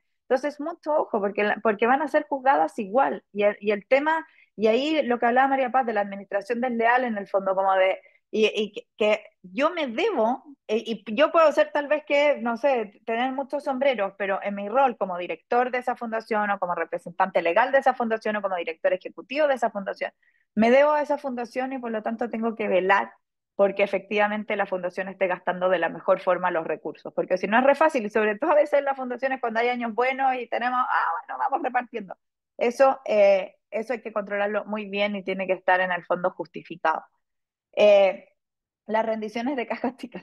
Estamos gastando, en el fondo, si es que hay tarjetas de crédito corporativas o rendiciones también, porque es lo que hablaba y también salían varias preguntas. La donación tiene que ser usada para los fines que se dio. Y ojo que, y por eso esto también aplica cuando no hay donaciones. En el fondo, si yo vendo un servicio, vendo un producto, pero eso queda resguardado para el fin de la fundación. Ese es el objetivo de la fundación, invertirlo en eso, no sacarlo a través de sobresueldos, por ejemplo. Boletas de honorario, porque también acá se usa mucho, en el fondo, para poder justificar, te doy la boleta de nuevo, tienen que tener una contraprestación. Y por otro lado, en la parte de ingreso, ojo, puede que no reciban donaciones, pero ¿de dónde viene ese origen del dinero? Puede que esté vendiendo, no sé, por poner un ejemplo, paraguas o cualquier cosa. ¿Quién me está comprando eso? Si es que llega alguien y te compra 100.000, porque resulta porque quiero hacer un bien por la fundación. Bueno, ¿de dónde viene ese dinero? Y ojo que en Chile hoy día tenemos más plata negra que nunca. ¿Por qué? Porque a medida que aumenta el crimen organizado, a medida que aumenta el narcotráfico, obviamente que también aumentan en el fondo como estas platas negras, y las fundaciones son un muy buen vehículo para poder ingresarlas. Y como más encima necesitamos esos dineros, necesitamos que en el fondo que nos entre, porque también estamos ahí así como tratando de sobrevivir para hacer nuestro fin último, que es un buen fin. Se puede terminar también dando, que podemos terminar haciendo la vista gorda, y por eso es tan importante, como decía María Paz, como en términos de prevención, hacer el due diligence, con quién me estoy relacionando. Porque ojo que se pueden ver, y lo más triste de esto es que se pueden ver involucrados y que la fundación termina muriendo, y tal vez que si es que no es tan grande o tan reconocido el nombre, ni siquiera va a salir en el diario. Pero van a terminar matando un buen propósito en el fondo. El tema de contraprestaciones que ya habíamos visto, o sea, efectivamente si ustedes prestan un producto o un servicio, se tiene que dar esa contraprestación para lo que se recibió. Ojo con los fondos públicos, y acá está el caso convenio, o sea, re fácil en el fondo que postulo los fondos públicos, listo, me entran y de nuevo no se dieron las contraprestaciones para las que se había prestado, no era tal vez el más adecuado. Así que mucho ojo, porque ahí obviamente que los ojos van a estar mucho más puestos. Y el tema de los conflictos de interés, que también lo hablaba bien Guadalupe en estas áreas grises, pero ¿con quién me estoy relacionando? Y acá mucho ojo, porque también acá hay varios que en el fondo que trabajan para fundaciones de empresas o que están a cargo de fundaciones que es de la empresa. Mucho ojo acá con esto, o sea, no porque sea de la empresa no tienen que deberse a esa fundación y no tienen que tener los mismos protocolos, porque acá también pasa mucho que pasa plata de un lado, pasa plata a otro, o sea, las fundaciones que pertenecen a una empresa y que muchas veces se ven así como el hermano chico, como que, ah, no, ya ahí está la fundación, ya está bien, también podrían ser un vehículo que no solamente termine involucrando a la fundación, sino que también a toda la empresa. Y por lo tanto también es importante los que están acá, que están a cargo de este tipo de fundaciones, que se preocupen de tener buenos programas de compliance con los riesgos acotados de esa fundación. Porque muchas veces lo que me ha tocado ver es que cuando está como todo en el mismo saco y está como la fundación de la empresa como una persona jurídica más y se le ponen los mismos riesgos que tiene la empresa que tal vez que la fundación no los tiene, pero se dejan ver los riesgos específicos que puede tener esa fundación. Voy rápido porque me estoy pasando un poco el tiempo, pero es que esta parte, o sea, como había salido también bastante en las preguntas, así que ahí me imagino que contesté varias preguntas con eso para que Armando no me rete por el tiempo. Esto ya lo vimos recién, pero me quiero hacer foco en dos cosas. O sea, la María Paya dijo tiene que tener políticas y procedimientos escritos, tiene que partir desde lo más arriba de la organización. Ya se habló que efectivamente hay que ver los riesgos y por eso que acá vuelvo a repetir, en el fondo, cada fundación tiene sus propios riesgos dependiendo de su giro, dependiendo con quién se relaciona, dependiendo de dónde recibe los fondos, dependiendo si vende productos o no vende productos, dependiendo de quién contrata, etcétera, etcétera. El due diligence es fundamental, con quién estoy haciendo negocio y esta ley es súper clara. O sea, la empresa no es solamente responsable por ella misma o la organización, sino que también es responsable por las terceras partes que podrían hacer algo en nombre de ella. Por lo tanto, si ustedes tienen como un amigo o un gestor de intereses que les consigue ganarse los proyectos o que les consigue recibir la donación, ojo, en el fondo con estas terceras partes porque efectivamente ustedes también pueden hacer responsables si es que esta tercera parte se salió de la línea o se salió de la ley para poder hacer su trabajo. Las capacitaciones ya lo hemos hablado, preguntaban ahí, María Paz ya lo contestó también, pero ojo, lo que a mí más me ha tocado ver de capacitaciones de estos temas es capacitación ley 20.393, hoy día capacitación ley delitos económicos. Nadie a quedarle en la cabeza, o sea, bueno, tal vez buena gente, pero el número de la ley se nos olvidó en un segundo, o sea, por favor que las capacitaciones sean con el ejemplo real, si ustedes van a capacitar, porque lo pueden hacer ustedes, y ojalá que hayan aprendido bastante de este webinar, y lo puedan pescar para hacer sus propias capacitaciones a las personas que trabajan con ustedes, súper importante que sea el ejemplo real. El ejemplo real, oye, estamos recibiendo una donación, vamos a revisar de quién es, no nos parece sospechoso que llegó alguien con un maletín de efectivo a donarnos, o nos contrataron para este proyecto. Qué raro que nos hayan contratado a nosotros, si es que resulta que no tenemos ni siquiera el giro de lo que es ese proyecto. ¿No habrá alguien acá de la empresa, de la organización que está haciendo algo para que nos ganemos el proyecto? O sea, lo más importante es que vean cuáles son los riesgos y que los riesgos van a depender de cada uno, dependiendo de cuáles son como todos sus grupos de interés, por así decirlo. Pero lo más importante de las capacitaciones es que de ahí salten las preguntas de las mismas personas que trabajan. O sea, vámonos de nuevo al caso convenios. O sea, nadie de los que trabajaban en esas fundaciones se cuestionó por qué los estaban contratando para algo que nunca habían hecho en su vida. ¿Por qué nos están contratando a esta fundación para hacer eso? Tal vez que muchos que no sabían lo que estaba pasando, porque no creo que todos los que trabajaban en esas fundaciones hayan estado involucrados.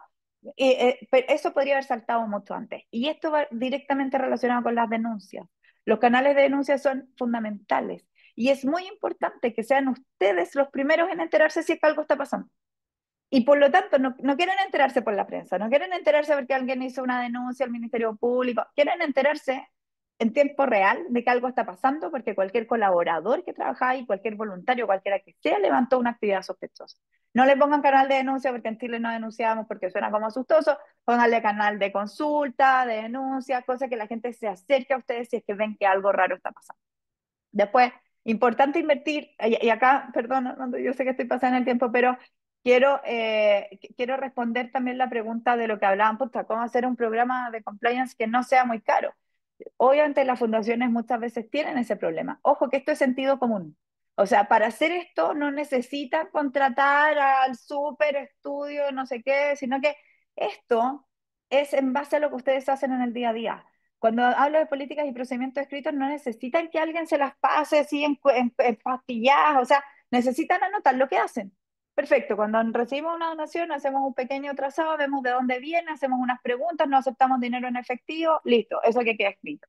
Cuando prestamos un servicio, necesitamos que para hacer cualquier pago, que efectivamente exista una autorización, ojalá más de 2 personas, cuando las cosas quedan en una persona es mucho más probable que esto ocurra. Ojalá que sean autorizaciones cruzadas, no sé qué, listo, eso lo anotamos. O sea, es escribir lo que efectivamente ustedes hacen. Por lo tanto, es importante que esta inversión en el fondo sea acorde a lo que ustedes hacen, pero mucho de esto lo pueden hacer ustedes mismos, porque mucho de esto es de sentido común. Después tienen que existir sanciones, se tiene que revisar periódicamente porque los tiempos cambian y como lo que hablábamos antes, tiene que estar relacionado a la política de incentivos, que me imagino que muchos de ustedes pueden tener como que ya, pero ojo que esa política se base en el cómo se llegó y no se base solamente en el resultado final. Así que ahí para que Armando no me mate, solamente los quiero dejar con esto, porque ojo con llenarse de políticas y procedimientos. Ojalá que, no, que después de este webinar no vayan así como a escribir todo y después no lo cumplen. Es peor tener algo que no se cumple que incluso tal vez no tenerlo y estarlo haciendo como lo hacen ustedes. Entonces, esto obviamente que no son fundaciones, son empresas gigantescas, pero si a estas empresas les pasó, créanme que a ustedes también les puede pasar. Pero nosotros hicimos como una medición con empresas, en Chile las empresas no denuncian, más del 95% de las empresas no ha recibido denuncia, ojalá que ustedes potencien de que efectivamente sí se reciba. No la denuncia como venga a acusar a su vecino, sino que la denuncia como en el sentido de la buena palabra, si es que usted está viendo algo que no está de acuerdo con esto, denúncielo. Y ojo, que muchas veces, a mí haciendo muchas clases con personas que trabajan en organizaciones, cuando ven que algo está pasando no lo denuncian porque piensan que el de más arriba está involucrado. Entonces ustedes, que muchos de ustedes son los de más arriba, tienen que dar tienen que hablar de esto. Ustedes que no están de acuerdo con estas prácticas, etcétera, cosas que se acerquen a ustedes a decirles. Porque muchas veces la gente no se acerca y no denuncia porque piensa que toda la organización está involucrada y que no es solamente algo de uno que se está desviando. Las capacitaciones, ya lo hablamos, pero muchas veces se hace la capacitación, pero después hacemos un test y la gente no es capaz de responder el test, para que vean que lo poco prácticas que muchas veces son estas capacitaciones. Las empresas tienen protocolos de due diligence, pero más del 30% no lo siguen, y políticas de interacción con funcionarios públicos también. Así que con esto los quiero dejar. Creo que el principal problema es que nadie piensa que les puede pasar a ellos. En las fundaciones, en las organizaciones sin fines de lucro, en las corporaciones más aún, porque somos buenos, en el fondo estamos haciendo una buena labor, entonces no lo vemos y como pensamos que no nos puede pasar, no hacemos nada para prevenir. Y eso, y acá solamente los quería dejar que lo importante es como tener una cultura basada en valores. Así que con eso los dejo, perdón Armando, pero es que estaba contestando preguntas también que salieron ahí, No, así que está perfecto, Susana. Primero, a todos los panelistas, felicitarlos, agradecerlos porque han estado muy interesantes todas las presentaciones, los casos que han ido dando y hemos visto bastante interés e interacción por parte de quienes nos acompañan hoy día. Y aquí un comentario que puede ser más personal. Considerando todo lo que hemos conversado, acá también es importante cuando uno dice la guata. Hay veces que uno percibe que las cosas tal vez no se están haciendo bien o hay diferencias o hay cosas que no cuadran. Tal vez uno no tiene las herramientas legales en ese minuto y ahí es importante siempre estar muy atento, ¿ya? O sea, eh, acá me piden internamente que les pida a todos que en el chat del seminario ya está la encuesta disponible de satisfacción. Nos encantaría, por favor, que todos se den. Es muy corta, para nosotros siempre es importante seguir mejorando y también para darle feedback a nuestros panelistas. Y ahora tenemos un par de minutos para profundizar, porque nuestros panelistas han sido bastante eficientes en ir contestando preguntas en simultáneo. Pero sí nos gustaría profundizar y también acá hay una nueva que hace Paula Schaff con respecto a si debe certificarse el compliance que se realiza en la fundación por su equipo, tipo contabilidad externa. Así que yo voy mostrando algunas preguntas y ustedes en el fondo pueden ahí ir contestando inmediatamente y también si generamos una conversación entre los que estamos acá, mejor aún. súper, yo puedo contestar esa declarando el conflicto de interés porque VH Compliance certifica en el fondo estos programas. Pero más allá que la certificación y que no es obligatoria, lo que pide la nueva ley, como explicaba Gonzalo, es como la evaluación por un tercero independiente. ¿Qué quiere decir esto? Y incluso si uno se lee la historia de la primera ley de responsabilidad penal de las personas jurídicas, cuando se introdujo esta figura de que se tenía que certificar el compliance era porque generalmente estos casos, cuando se descubren, ya pasó mucho tiempo. En el fondo, cuando uno lo descubre en tiempo real no es noticia, o sea, y ojalá que ustedes siempre sean capaces porque no podemos poner las manos al fuego por todos y decir que nunca va a pasar, pero si llega a pasar, que lo descubran en tiempo real y que se solucione ahí mismo. Pero generalmente cuando ocurren estos casos, se descubren, no sé, 2 años después, 3 años después, y después hay juicios que también pueden ser eternos. Por lo tanto, es importante, o lo que pide en el fondo la ley es decir, usted demuéstreme que en ese minuto tenía un programa implementado. Por lo tanto, para eso sirven como esas certificaciones, de poder decir, acá hay alguien tercero que valida que hace 3 años esto sí estaba implementado y estaba implementado de buena forma y que no fuimos corriendo como a hacer firmar todos los contratos o en el fondo como a construir evidencia ex post. Entonces, no es necesario certificarlo, no es una obligación, pero la nueva ley sí pide que sea revisado por un tercero independiente para después poder tener constancia, principalmente para que sirva como elemento de defensa de la empresa. Nadie les va a ir a tocar la puerta y les va a decir, oye, tienen o sea, el Ministerio Público, ni la CMF, ni nadie les va a ir a tocar, muéstrame su certificado. Pero lo que sí me ha tocado ver hoy día, y que a ustedes también seguramente les está pasando, es que cada vez más empresas grandes, por así decirlo, le están pidiendo a sus proveedores, y me imagino que también en el caso de hacer fundaciones, que tengan o que muestren esta evaluación del tercero independiente o que muestren el certificado. También nos ha pasado que bancos para abrir cuentas lo están pidiendo. Por lo tanto, en el fondo obligatoriamente por ley no lo tienen que tener, pero sí puede ser muy útil para relacionarse con las terceras partes. Y Perfecto. ahí preguntan si es que están registrados y no. Las certificadoras estaban registradas en la CMG, pero acá, sé que estamos haciendo grabos, espero que esto no me traiga problemas, pero como que la CMF ahora dijo, no, ya no hay problema, así que nadie lo ha tomado. Hoy día no están registrados en ninguna parte, se supone que va a salir una normativa.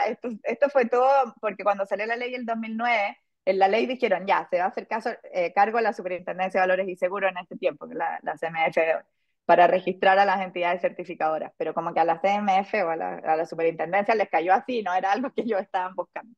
Entonces ahora yo creo que ellos están muy tranquilos, que ya no son responsables de esta entidad, pero no sé si es que alguien se va a hacer cargo de esta entidad. Perfecto, gracias Susana. Voy a mencionar dos preguntas y para que las vayamos contestando en ese orden, que no han sido respondidas todavía, que es una realidad en muchas fundaciones y sobre todo en fundaciones más chicas o fundaciones incluso familiares, donde la pregunta es, ¿el presidente de un directorio no podría entonces ser el director ejecutivo de la misma y por ende recibir una remuneración por ello? Pregunta número uno, después ahí veamos quién la contesta. Y por otro lado, algo que si bien escapa de este webinar, ahí preguntarle a Gonzalo, que una pregunta específica sobre los endowments, ya que lo mencionaste. El endowment implica un ingreso, ¿cómo lo contabiliza a fin de que no implique una utilidad en el año recibido? También la podemos contestar esa por interno si quieres, así que, pero la primera, que el presidente sí o no pueda ser director ejecutivo y percibir un ingreso por ese rol y que obviamente no constituya delito.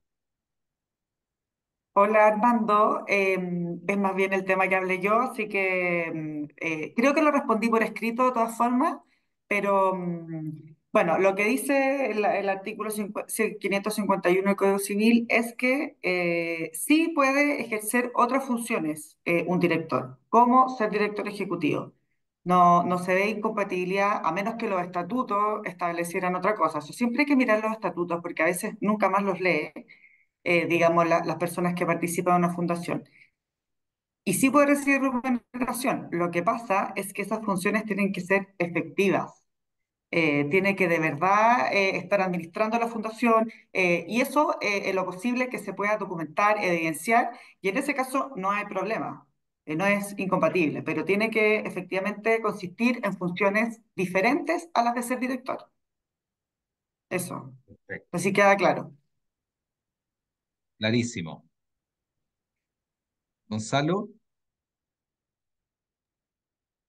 Bien, respecto al tema del endowment, ¿no? sí. A ver, para aclarar simplemente, yo asumo que la pregunta se refiere a la rentabilidad que genera un endowment o al proceso de aporte en endowment. El proceso de aporte en endowment es una La- donación que todos yo sabemos lo, cómo se yo lo regula. entiendo como la rentabilidad Vale. después. Este es un mito urbano, ¿no? Dentro de los mitos de las fundaciones está esta exención al impuesto de primera categoría que tienen las fundaciones o corporaciones sin fines de lucro. Esto no es así. ¿no? En general, las fundaciones, corporaciones sin fines de lucro están afecta a impuestos como cualquier empresa en general. Por otro, si hay un endowment que son inversiones financieras, que están en bonos, y esos bonos generan intereses, están en acciones, que esas acciones generan dividendos, están en instrumentos financieros que cuando se enajenan y generan ganancias de capital, bueno, todas esas rentas son rentas 100% tributables para la fundación, pagan impuestos de primera categoría como lo paga cualquier contribuyente, ¿no? Hay excepciones porque hay algunas fundaciones que por decreto decreto de Hacienda están eximidas del impuesto de primera categoría, pero son las menos en Chile, ¿no? Y son fundaciones muy antiguas. Entonces, en general, las fundaciones, todas las utilidades que se generan en endowment están afectadas a impuestos y tienen que pagar su impuesto de primera categoría como lo hace cualquier, según contabilidad completa, como lo hace cualquier empresa en Chile. No sé si eso es la pregunta, Armando, si con eso te Sí, respondía. Bueno. perfecto. Me gustaría profundizar en uno de los ejemplos que dio la Guadalupe y la María Paz lo contestó internamente con respecto a el tema de las bases de datos.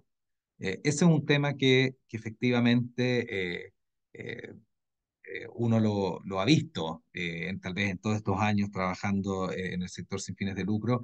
Y la pregunta era si era extensivo no solamente a los donantes, sino que a base de datos en general. Eh, Feliz si profundizan en eso, María Paz o Guadalupe, entendiendo que también dentro puede haber beneficiarios, autoridades, etcétera, dentro de la base de datos. Esto también lo profundicé yo, así que María Paz, feliz lo contesto yo. No, Mira, dale, lo que pasa es que forma los, parte. delitos informáticos tienen una particularidad. No importa en qué consista la base de datos, sino que solamente estén como alojados en una nube, de alguna forma que sean informáticos. Si hay una base de datos impresa y yo la fotocopio, eso no es representación de datos informáticos, es acceder a un computador. Y generalmente una persona no tiene acceso. Acá hay un tema de controles, ¿ya? Están abiertos a todos los trabajadores. Entonces, un procedimiento, protocolo que se podría implementar es que hayan, digamos, accesos limitados, que no todo el mundo tiene por qué tener toda la información. Y no solo, acá no estamos hablando de datos personales, esto tiene otra lógica y absolutamente distinta. Es acceder por un medio ilícito, yo no estaba autorizado ya en esa base de datos, la copio y me la llevo. Y la puedo difundir, comercializar, pero también almacenar. Entonces, ahí la persona que realiza este acto va a tener, digamos, consecuencias penales de forma personal. Pero si la fundación, y todos pensando que están haciendo una labor increíble, porque pucha que con esto se va a ayudar a mucha gente que lo necesita, bueno, la verdad es que hay que tener cuidado. Y esto le pasa a las empresas, a las fundaciones, es algo que no se tiene mucha conciencia. Y si es proveedores, son empresas, son donantes, son beneficiarios, no importa que no sean personas naturales. Ahora, esto está muy relacionado también con los datos personales, que es una ley que está ya a punto de aprobarse apenas salga el Tribunal Constitucional, y ahí obviamente hay que tener ojos con el cumplimiento de esa ley. Eso forma parte de un compliance, pero hago la aclaración que no es un delito económico. Los datos personales o infringir esa ley no forman parte de los delitos económicos, lo que no significa que haya que cumplir con dicha ley, que además viene con multas muy altas. Pero, como les digo, hago la diferencia. No, si no quedó claro, que me comenten y aclarar más aspectos. Perfecto. Gracias, Guadalupe.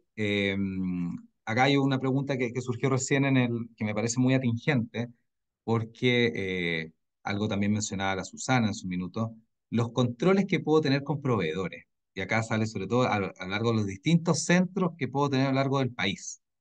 Eh, es un tema que efectivamente está sobre la mesa y feliz de que acá lo podamos conversar. Yo feliz de sumarme a esa Vale. respuesta. Primero, es súper importante el orden, saber quiénes son nuestros proveedores. O sea, a mí lo que me ha tocado ver es que cuando estos casos ocurren es cuando hay un desorden. En el fondo, si yo no tengo la lista clara de quiénes son mis proveedores, o sea, ahí es re fácil que te metan a un proveedor falso entre medio. Entonces, importante tener una base, ojo, no se necesita el tremendo sistema, puede ser un Excel, pero que tengan clarísimo quiénes son. Después, da lo mismo dónde esté ubicado ese proveedor, pero es súper importante saber quién es el proveedor, quién está detrás y que le pregunten, o sea, puede ser una fichita, oiga, no hay idea con la tecnología, puede ser un Google Forms, puede ser, o no, no tiene por qué ser Google, puede, porque no va con ninguna marca, puede ser Microsoft, también puede ser, da lo mismo, del sistema que utilicen, o sea, pueden hacer un formulario donde salga quién es y donde ustedes le pidan quién está detrás de ese proveedor. ¿Quiénes les están prestando servicios y que ustedes en el fondo los conozcan, que vean, porque ojo que muchas veces, sobre todo los proveedores, tal vez el mismo beneficiario final que está haciendo una licitación con 3 propuestas distintas, donde le va manejando los precios, o sea, que sepan quién es el beneficiario final de ese proveedor. Y de ahí, importante en el fondo, y ahí que hagan todo el due diligence, o sea, que hagan como un doble clic también de quién me está prestando el servicio. Y después lo más importante, o sea, igual de importante que lo otro, pero una vez que ya pasó como esta cadena para poder llegar a ser proveedor de ustedes, que les esté prestando efectivamente el servicio. Y ahí lo importante, da lo mismo donde esté, o sea, da lo mismo que esté lo más al norte o lo más al sur, pero me imagino que tiene una contraprestación o en el fondo una contraparte por el lado de ustedes. Entonces, que esa contraparte se haga responsable. Por favor, nunca paguen nada sin que tenga la autorización de un tercero, o sea, de la persona que recibió la contraparte dentro de su organización. ¿Por qué? Porque al tener esa autorización, si es que después ustedes llegan a descubrir de que el proveedor era falso y que efectivamente estaban sacando plata por ahí, porque le estaban robando, estaban cometiendo fraude, lo estaban usando para algo, para pagar un soborno, no sé, pero ustedes pueden ir directo a esa persona. La que firmó y dijo, oye, pero si tú acá me dijiste que este servicio se prestó. Y como decía antes, ideal que nunca sea solo una persona, porque cuando es una persona ustedes le están dejando todo el poder a esa persona. O sea, ojalá que siempre sea más de una persona la que autorice. En empresas grandes esto muchas veces se llama orden de compra, GES, no tienen para qué tener algo tan sofisticado, pero al menos que nada se pague si es que no tiene las autorizaciones de las personas que fueron testigos de que ese servicio se prestó, si es que era un producto, que el producto se entregó, si es que era un contratista y prestaba un servicio, que ese servicio efectivamente se prestó y que alguien se haga responsable, porque así después, ojo que estas leyes no dicen las empresas son culpables o las organizaciones son culpables por todo lo que pasa. Esta ley dice es culpable si no hizo nada para prevenir, es culpable si hizo la vista corta y dejó todo ahí para que ocurran estos delitos. Pero si ustedes pueden demostrar que ustedes estaban haciendo como el due diligence del proveedor, tenían un proceso de autorizaciones para no pagar nada que no se haya prestado, tenían un proceso de revisión de sueldos de mercado que, oiga, métanse al ChatGPT o a Google y lo pueden tener, no es algo de ciencia ficción, que tenían eso y que ustedes estaban siguiendo esos procesos, pero después una persona dentro de la organización se desvió y creó este proveedor falso y les trató de sacar plata por acá y falsificó la firma del otro para poder hacerlo, ustedes van a poder tener todo lo de la ley para ir contra esa persona. Y esta ley de responsabilidad, en el fondo de delitos económicos, deja mucho eso también. Sea, por eso que al principio yo me sorprendía cuando decía, "Oye, pero ¿por qué tantas, o sea, por qué pareciera que la ley es mala?" No, al revés, hoy día las organizaciones tienen mucho más poder para ir contra la persona que se desvió. Espero haberlo contestado. No, con creces. Y por último, ¿qué ocurre cuando la donación está condicionada a que la fundación ejecute sus programas en una determinada zona del país? Y si fuese, por ejemplo, una escuela en específico. Voy un poco más allá. Lo que nos ha tocado, y asumo que varios de los que están acá escuchándonos completar la FECU social, existe lo que son las donaciones con restricciones, donde que es una donación particular que tiene que ir destinada para ciertos fines o usos o programas o proyectos específicos. Entonces, ¿hay algún problema eh, con esta pregunta? Acá abro la discusión a los panelistas.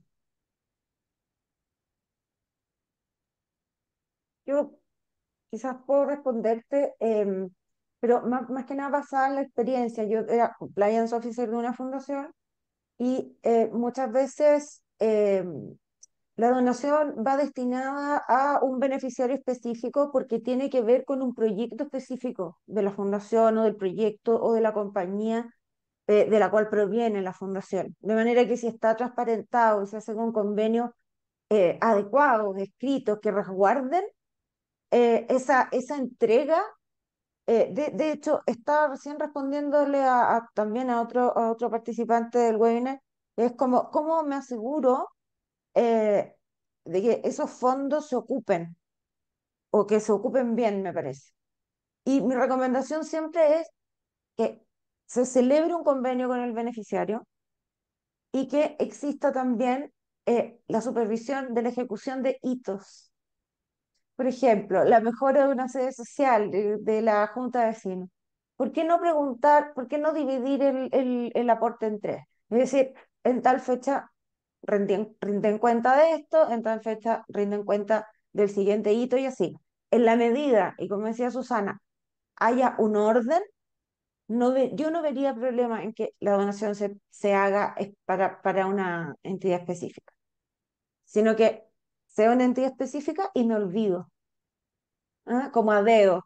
¿No? Ahí está, es un regalo, es como un premio específico. Yo creo que el orden y la transparencia en ese tipo de donaciones es fundamental. Perfecto.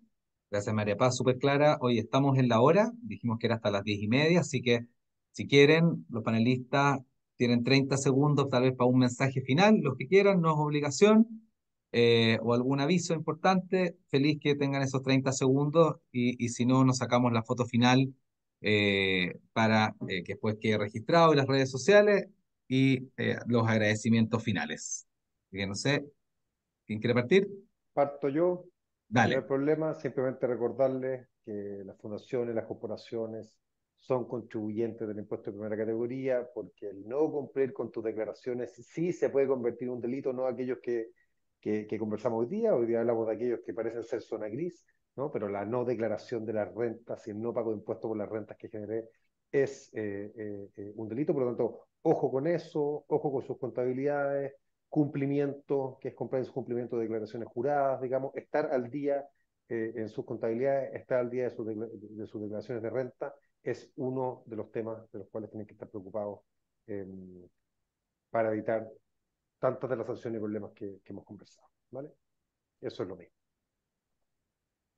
Bueno, Armando, aprovechando que yo estoy con el micrófono abierto, quiero agradecerles a ustedes y a todos los copanelistas la participación y la confianza que han depositado como para contestar preguntas y también comunicarnos con las personas que están hoy día participando. Yo creo que me gustaría dejar la idea de que eh, no es necesario tener un nivel de sofisticación muy alto para poder ejecutar buenas prácticas en la fundación. Y básicamente pueden incluso buscar en Internet el origen de sus proveedores y tratar de llegar al beneficiario final. Es decir, el sentido común debe primar y lo que también es muy relevante, el orden en la gestión de la fundación. Lo peor que puede pasar es que pensemos que no nos va a pasar a nosotros. Gracias, María Paz. Susana Bueno, Guadalupe. aprovechando esas palabras de María Paz, creo que es importante que, ojo, que esto no deberían querer tenerlo porque hay una ley, sino que efectivamente el compliance es de sentido común, siguiendo lo que decía Armando antes, como que también hacerle sentido a la guata. Importante tener las cosas claras, no le aplican todos los delitos, por lo tanto saber muy claro cuáles son sus riesgos y por ahí partir. Es decir, ya podemos tener riesgos así como lo mostraba antes, como a través de los ingresos, a través de las salidas de caja, mapear bien todo eso y ver qué es lo que están haciendo para prevenir que eso ocurra y poder transmitirlo a todos los que trabajan con ustedes, pero por eso no es ciencia ficción, no es nada del otro mundo, tiene mucho de sentido común y de mantener, en el fondo, de saber con quién están haciendo negocios y cómo están gastando sus ingresos.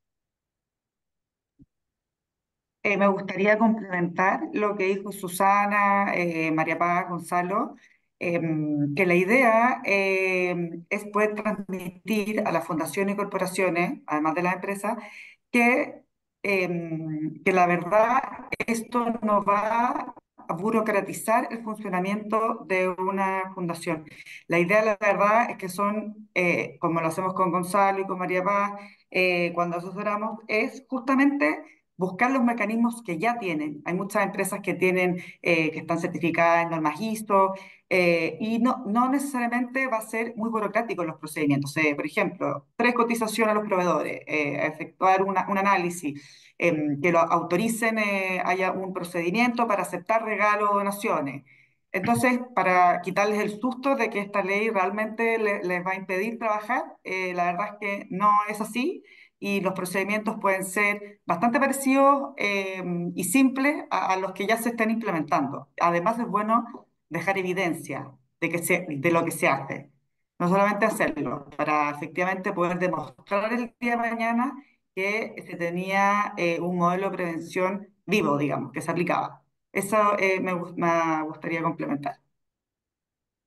Perfecto, muchas gracias a todos, también al CEDIS con la Cristina acá que nos ha acompañado y que nos impulsa también a generar estas instancias de encuentro. Así que en este último minuto, solamente confirmarles, o sea, pedirles que contesten la encuesta. Yo sé que varios ya lo han hecho, para que no se lleven pega para después. Agradecer, y lo han dicho acá en el grupo, la generosidad de todos los panelistas en compartir su experiencia, eh, sus enfoques, la forma de hacer las cosas. Así que gracias, Gonzalo, Guadalupe, María Paz, Susana, por todo lo que nos han compartido hoy día. Y no olvidar que finalmente cuando actuamos en lo que llamamos las organizaciones de la sociedad civil, y estamos actuando día a día y recibimos donaciones y aportes, estamos comprometiendo la fe pública. Y desde esa mirada es clave que cada uno de los que somos parte de este ecosistema asumamos esa responsabilidad y ese rol, porque no vaya a ser que un poco ya lo vivimos el año pasado, por el caso convenio, por el actuar de un par de instituciones, la reputación y la confianza de nuestro sector se vea más mermada aún de lo que ya está. Así que muchas gracias a todos. Después les vamos a mandar un mail con el video para que puedan verlo, con las presentaciones y además, ahí la tarea de ustedes, compartirlo con sus respectivos equipos y sobre todo directorios. Hay muchos directores ejecutivos que empujan día a día y a veces el directorio está un poquito más atrás. Así que les pedimos ahí también que lleven este tema a sus directorios. Así que muchas gracias a todos. Le pido a los panelistas que se queden 10 segundos para que nos saquemos la foto final. Eh, Así que voy a hacer a la cuenta de tres para que la Cristina, la Susana también y todos estén mirando. Un, dos, tres.